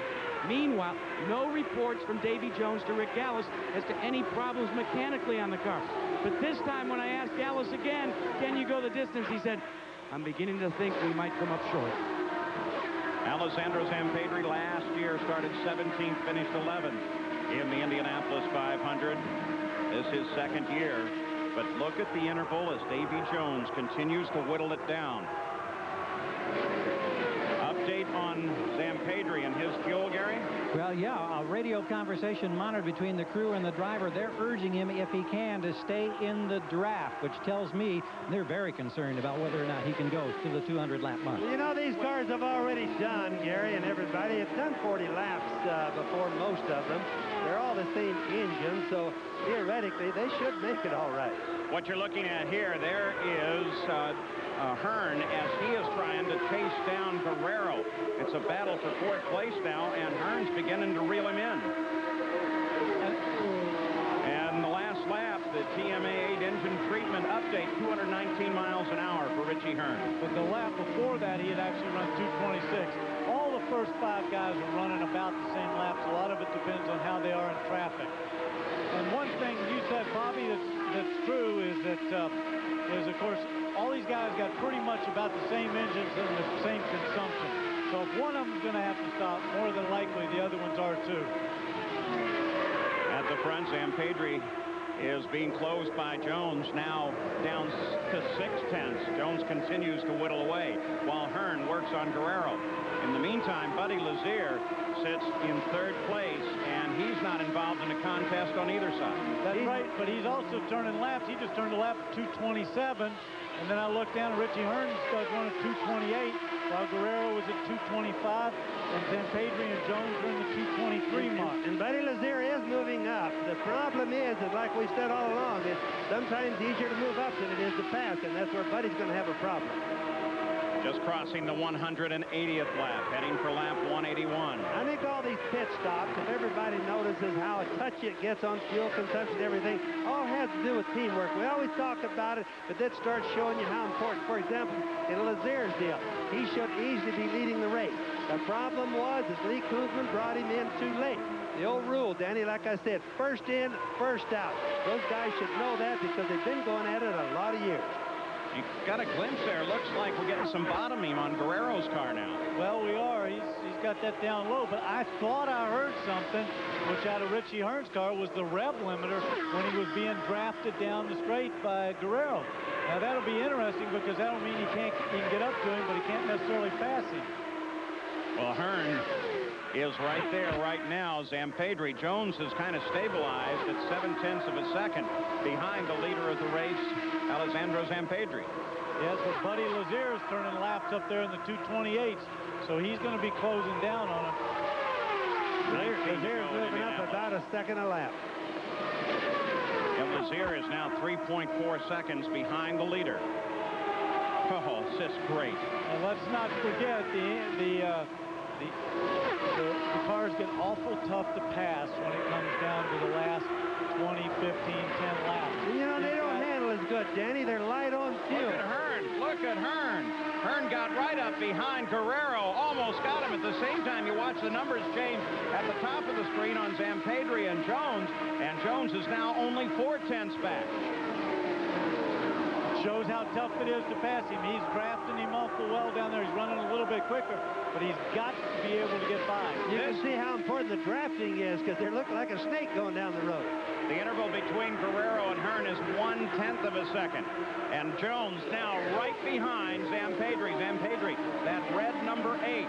And Davy Jones, the black and white number 70, just behind him. Traffic is going to play a critical part, it looks like, toward the end of the race. Jones closing in. Look at the difference as he was closing, just inching further forward. But here's something to consider. In the 79 previous runnings of the 500, 12 times the driver leading with 10 laps to go has not won the race.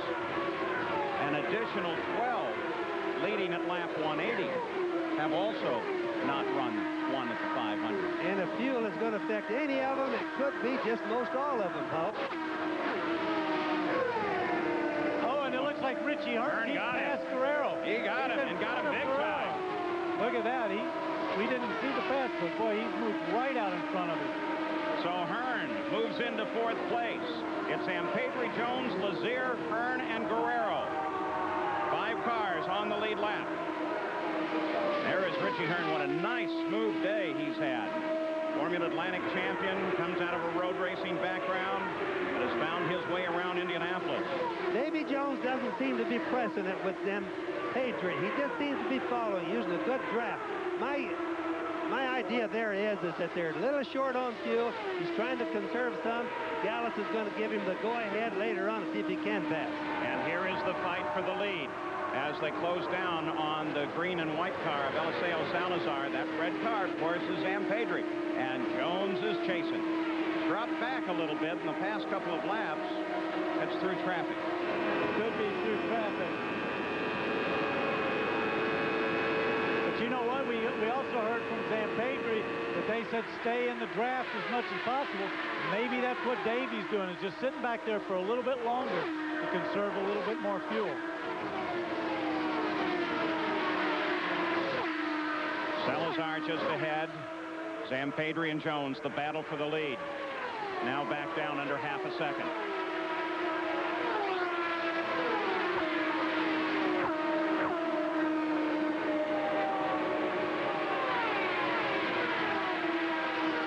Track is still good. The track is still fast. Bobby, these guys are turning up some fast times. They're running 224s, 226s. And Richie Hearn's up there in the 228 mark. Of course, he's got the most ground to make up. But they're driving quick. And they're real light on fuel. And that really makes the cars hard to handle at the latter part of the race. And the track is a little bit slippery.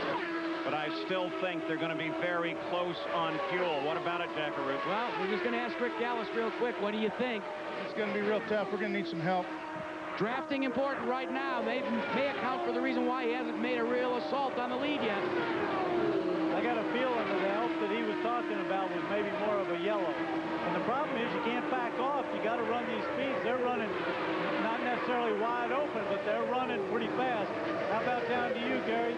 Well, Danny, one of the advantages of having 7 cars in this race for Team Scandia is that hopefully, when you need to conserve fuel, you can draft with one of your teammates. That's exactly what they're trying to arrange right now for Alessandro Zampedri. They're trying to get Eliseo Salazar, who is down a lap, to slow down a little bit so that Zampedri can draft. They say the fuel situation is still touch and go for the race leader. Boy, remember, if you run out of fuel, that coming around where I am in turn 2, you can't coast all the way around the start-finish line and get it. So yeah, it could cost a race. And Bobby, I think we're talking about this draft, and I mean, it might save you a little fuel, but I don't think it's going to save you that much. And I sure hate getting in a situation with trying to stage a draft with my teammates. I don't think that'd be good either, Danny. I agree with you totally.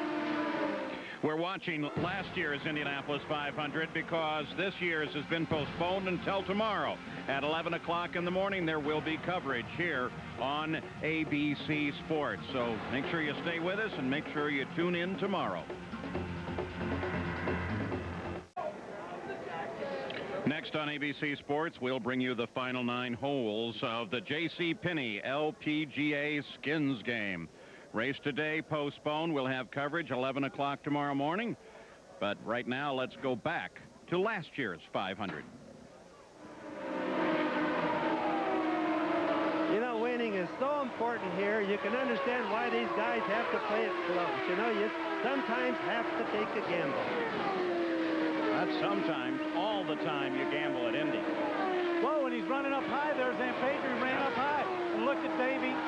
And Davy Jones said maybe that's the fuel story there as Jones comes to the front. There seems to be no reason why Zampedri moved out. First, I thought maybe he ran out of fuel, sucked a little bit of air there. But they won't regain the fuel pressure that quick. So he's got a handling problem, Bobby. He's running up high in the groove, and Buddy Lazier is right behind him. So Jones takes the lead. Buddy Lazier now closes on Zampedri, and no real indication, though Danny suggests it's handling. And look at Lazier. Boy, there's an interesting move. He comes to the outside. What a pass. pass. What a pass on the outside. 10 laps to go at Indianapolis. Leader change. Zampedri was trying to hold him off and wanted to block him, but there was no holding off Buddy. He's running awful fast. But Zampedri really drove good and let Buddy earn that pass and did it with all fairness. Yeah, but Jones is not out of the woods. You saw him as he just passed out of view. There he is up in the corner of the screen. And I'll tell you what, I think Lazier is able to reel him in. And I don't think Lazier, for example, has any problem with the fuel. He's just had tough times with the traffic he's had to pass. Well, he's been back there, Bobby, but as I've been saying, he's been running faster laps by about 3-4 miles an hour than the leader. Well, what about the fuel in Lazier's car, Jerry Punt? Ron Hemmelgarn just told his driver, said, buddy, we have absolutely no worries. We have plenty of fuel. Use your right foot and go after him. Whoa, that is a very confident statement to tell a race car driver, and especially when Rick's probably telling Davey he's got to be conservative. Well, but Lazier did stop 7 laps later than Davy Jones, so I assume he can go after him, Jackaroot. Danny Sullivan, you're leading the Indy 500, and you get this report from your car and go to full lean. What does it mean? That means you're going to not make it to the end. He wants you to conserve some fuel, and you got to lean it down. That's not the signal you wanted to get when you got Buddy Lazier all over you, right behind you. And that's what Rick Dallas just radioed. Here comes Lazier. Lazier charges on Jones. He moves to the inside of him, and Buddy Lazier picks up the lead of the 500 with 8 laps to go. You can see how important it is. There is nothing like the excitement you get at the end of the Indy race. There's Buddy Lazier's girlfriend, as Buddy Lazier picks up the lead of the race. Unbelievable. They tell Jones to lean it back, or he's not going to make the finish. Can you imagine what it had to feel like? I can't reach down and flick that switch to lean. That means he's got to do that, Paul, plus he's got to run the high gear ratio, the overdrive. Davy Jones' wife. Look at the tension. Concern. We always have excitement like that at the end. Buddy Lazier, 7 laps to go. And you know what? And I'll tell you what, Buddy Another engine just flew over here in turn 2. One of the Buicks just ventilated right here going by me. Yeah, but and I'll tell you what, Buddy Lazier just turned a lap of 2:32.9. He's obviously using that right foot. And the general approach of the USAC officials, Keith Ward, the chief steward in the gang, would be to decide whether or not that car is in jeopardy. And after the 10 laps from the finish threshold is passed, they tend not to go yellow because they want to keep the race moving all the way to the finish. There's no liquids on the track over here. There's some way down low, Paul, but nothing that would bother any of the other cars. Well, we're still green. Lazier coming up on traffic now. Jourdain just ahead of him. You think he's feeling that back pain right now? He's not going to feel any back pain. I don't think so. That kid's got to be in his glory right now. 5 laps to go at Indianapolis. And we're yellow. It's Scott Sharp. Scott Sharp catches the wall at Indy. Fire on the back of the car. That's just an oil fire on the turbocharger, but the yellow comes out. And what are the chances that we'll get green? I think they're good. Well, I'm assuming as we take a look at the replay, going into 1, this is Scott Sharp.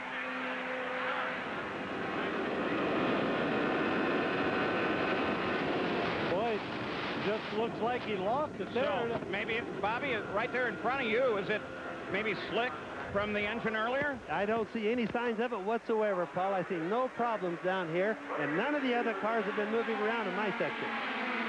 Buddy Lazier, hand up in the air, exercising his fingers. He's been gripping that wheel solidly. That might have a little bit to do with nerves right now. He's not very far away from winning the 500. Still watching last year's race because you can see at Indianapolis it's raining again. The race has been postponed until 11 o'clock tomorrow, and we'll stay right with it with coverage here on ABC Sports. We'll be right back. We're back live at Indianapolis. The 81st running has been postponed until 11 o'clock tomorrow morning. Of course, we'll have coverage here on ABC Sports. In the meantime, we're looking at last year's run in the 500. It was a spectacular finish. We'll go back now for the conclusion. If Lazier can win this race, this will be the second year in a row the winner has come from the 5th starting position. The difference this year, of course, Buddy Lazier in the practice for the race at Phoenix slammed the wall hard, broke his back, fractured vertebrae, but he's worked hard to come back in just a short time, barely 2 months. And now with 4 laps to go, with the help of a special seat that absorbs the shocks in the car, he may be on his way to winning the Indianapolis 500. Davy Jones is separated by 1 car, and that's the 22 car of Michel Jourdain. But now does the order become to Jones, go to full rich, and just go for it? Well, it depends on how close they were, and then Rick's got to Gallus has to gamble. Are we going to lose second place, or do we have enough to chase him down for the lead? Does this yellow help us enough? It looks like we're probably good at green with maybe 2 laps to go. And it still takes time to get these cars off the road, as you can well see there. Bobby, what do you think they'll do? Will they try to bring it around or just tuck it in between the wall there? They're going to try to tuck it in, Paul. They've got to do that. There they go with it right now. They realize that they need a green finish.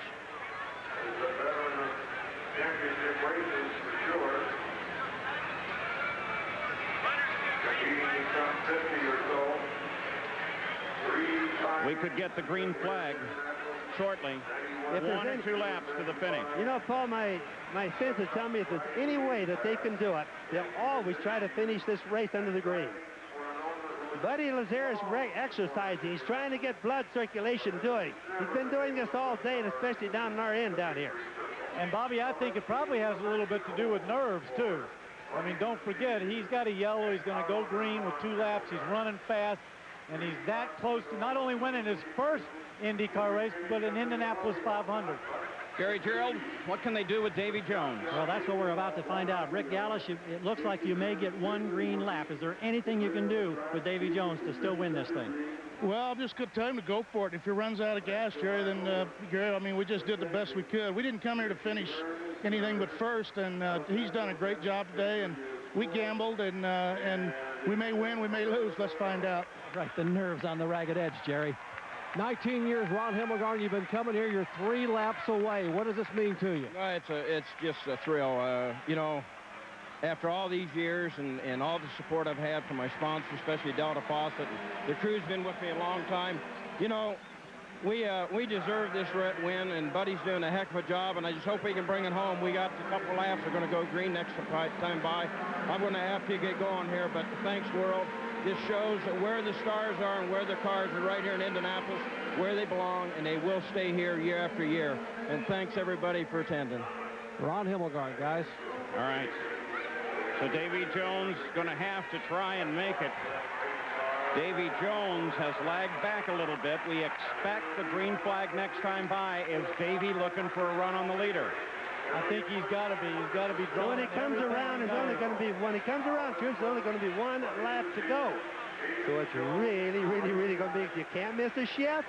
You can't jump the pace car like Scott Goodyear did last year. There's really a lot of thinking got to go in with Buddy right now. And so much that can go wrong. Dwayne Sweeney, 17th year as the starter here at Indianapolis. This will be his last checkered flag.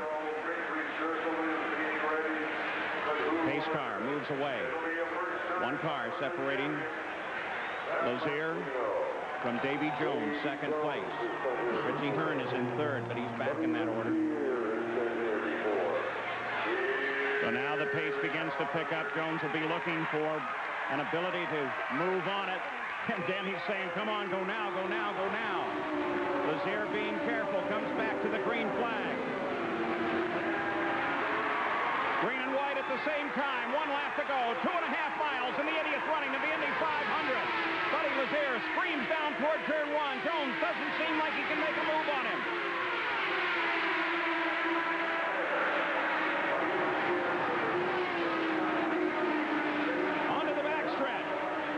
Stewart coming out here. Jones still looking for a chance to move. He's trying to get around Jourdain. He's around him now, in contact with the leader. The third turn, 1 to go in Indianapolis. Buddy Lazier taking a look at the fourth turn, comes off the fourth corner.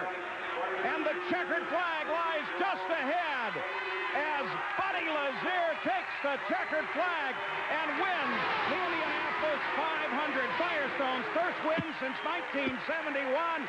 And a crash on the finish. Big crash on the finish of the race. Salazar, looks like Zampedri, and Guerrero. The cars that were running 4th, 5th, and 6th all crashed together at the end of the race. It's Salazar looking down at his feet to make sure they're okay. So a battle that was developing really for 4th place. There's the two participants in the battle that aborted itself just before the finish. Has Buddy Lazier. What an incredibly great victory. He takes his win at the Indianapolis 500-mile race. Here are the unofficial results as Buddy Lazier has taken the win. Buddy Lazier became only the 57th driver to have won the Indianapolis 500. When we come back, we'll talk with the reigning champion at Indy.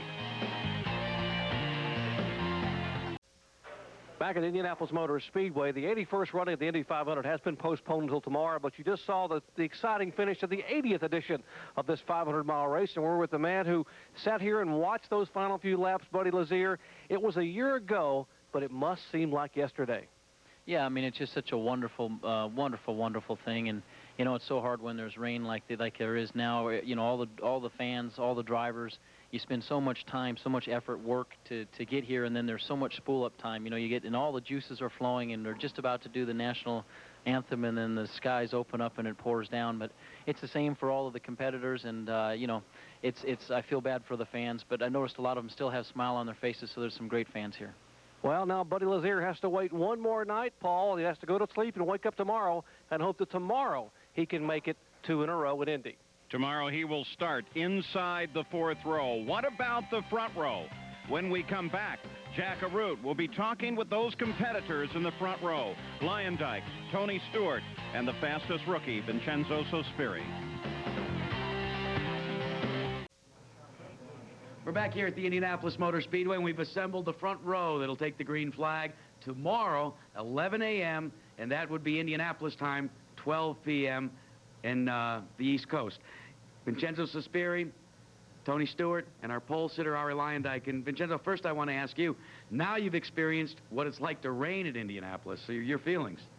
Well, it was amazing because I went through all the procedure, like with all the pressure and so on, and I was ready to start the race, and unfortunately it started to rain. So, but it's okay. I'm used to this condition.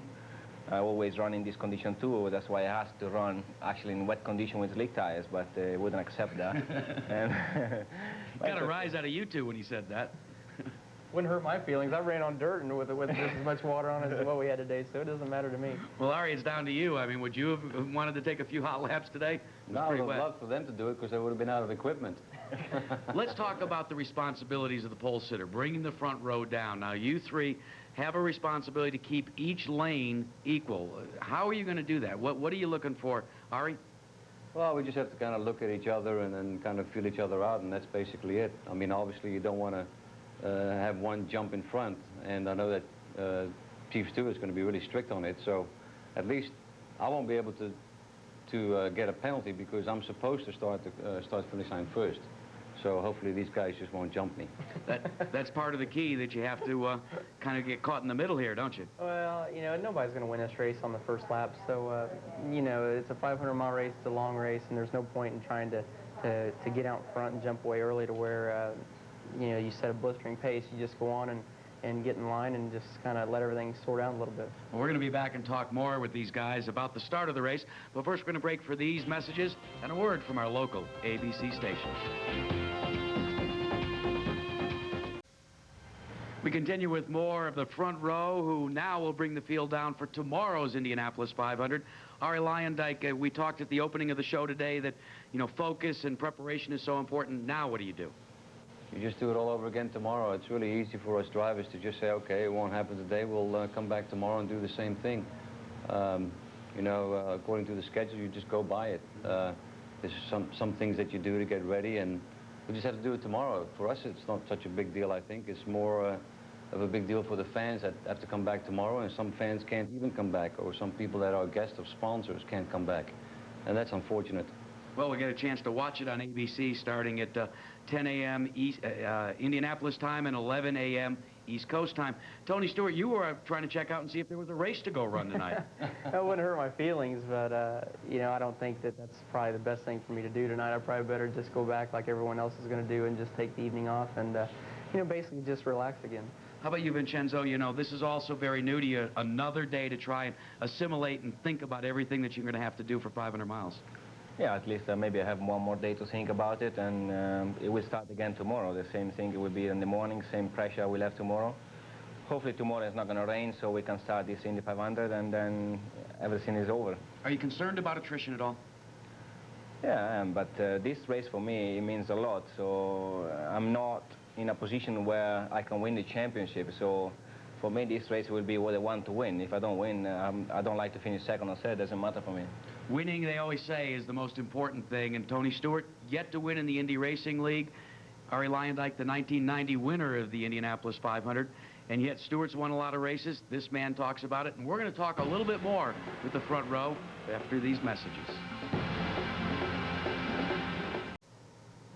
We're back with the front row of the Indianapolis Motor Speedway Indy 500. Vincenzo Suspiria on the outside of the front row. In the middle, it'll be Tony Stewart and our pole sitter, Ari Lyondike. Vincenzo, your biggest concern about 500 miles here at Indianapolis? Well, there isn't a very big concern. This is a new race for me. It's a very long race, and I think there is a lot to learn. On the pit stop as well, it will be difficult for me. If I can get the lead into the first lap, and then I can make my own race, like pushing from the first to the last lap, that's my best race situation. And because for me, it's very difficult when there is some yellow flag and so on to slow down and pick it up again. That's the difficult part for me. If I can have my own race, it will be easier, but the whole Navy team is a strong team, and the car, I'm sure it will be perfect for the last 50 miles to the end. Tony? Yeah, basically the same thing. You know, we're just going to kind of ride around, and, you know, I don't care whether I lead the first lap or not. I want to lead the last lap. I've learned how to lead the first one, so, you know, try to do something different and lead the tail of it instead of the beginning of it, and just take care of the car. That's going to be the big thing tomorrow. Ari, do you believe this guy when he says he doesn't want to lead the first lap? I just want to say hi to my kids, Luca and Alec. They've been dying for me to say hi, so I'm doing that right now. Hi, Luca. Hi, Alec. Now, the question. Are you at all concerned? I'm not concerned at all, because it's going to be a tough ordeal for everybody in this field to finish this race. I mean, nobody has really run these engines a lot. You know, this is the first 500-mile race that these engines are going to run. And it's going to be a test of the equipment. So we have to take care of our equipment really first before we start the race really hard. You know, you've led more laps in the Indy Racing League than any other driver. Are you tired of hearing about that?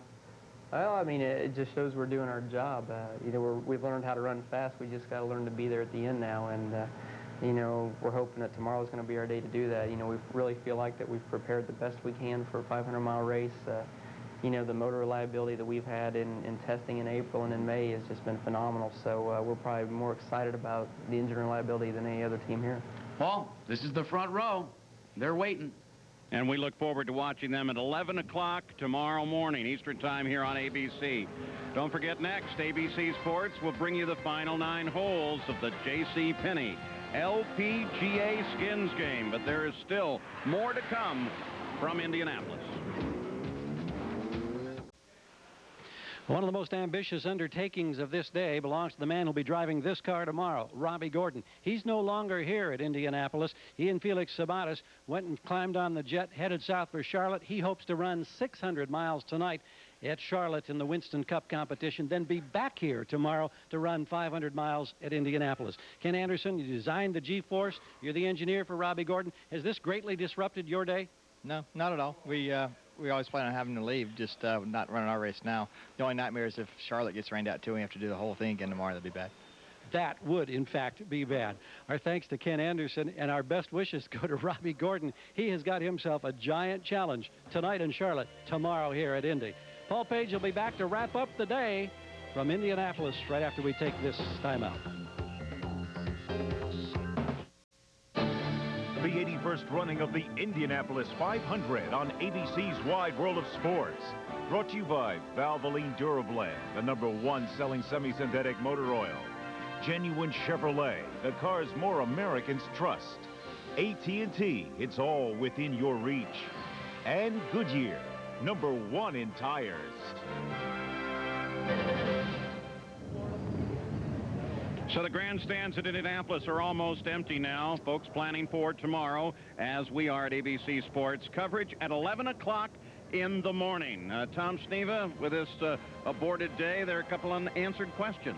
Well, there are. One's obviously where the best poker game in the garage area is going to be the rest of the afternoon, but probably more importantly is what we're going to do for a setup for tomorrow. Are they going to second guess the changes they've made already? Do they out-engineer themselves? What's going to happen in the morning? Thanks for sticking with us through the day. We'd hope to show you the race. We're going to do it tomorrow. No question in my mind. Our coverage begins at 11 o'clock to see who will take the win in the 81st running of the Indianapolis 500. A special thanks to all of our crew who stayed here, battled the storm, and helped bring this programming to you. I'm Paul Page. On behalf of all the group here at Indianapolis, join us tomorrow morning. And don't forget, coming up next, it's the Skins game. So long from Indy.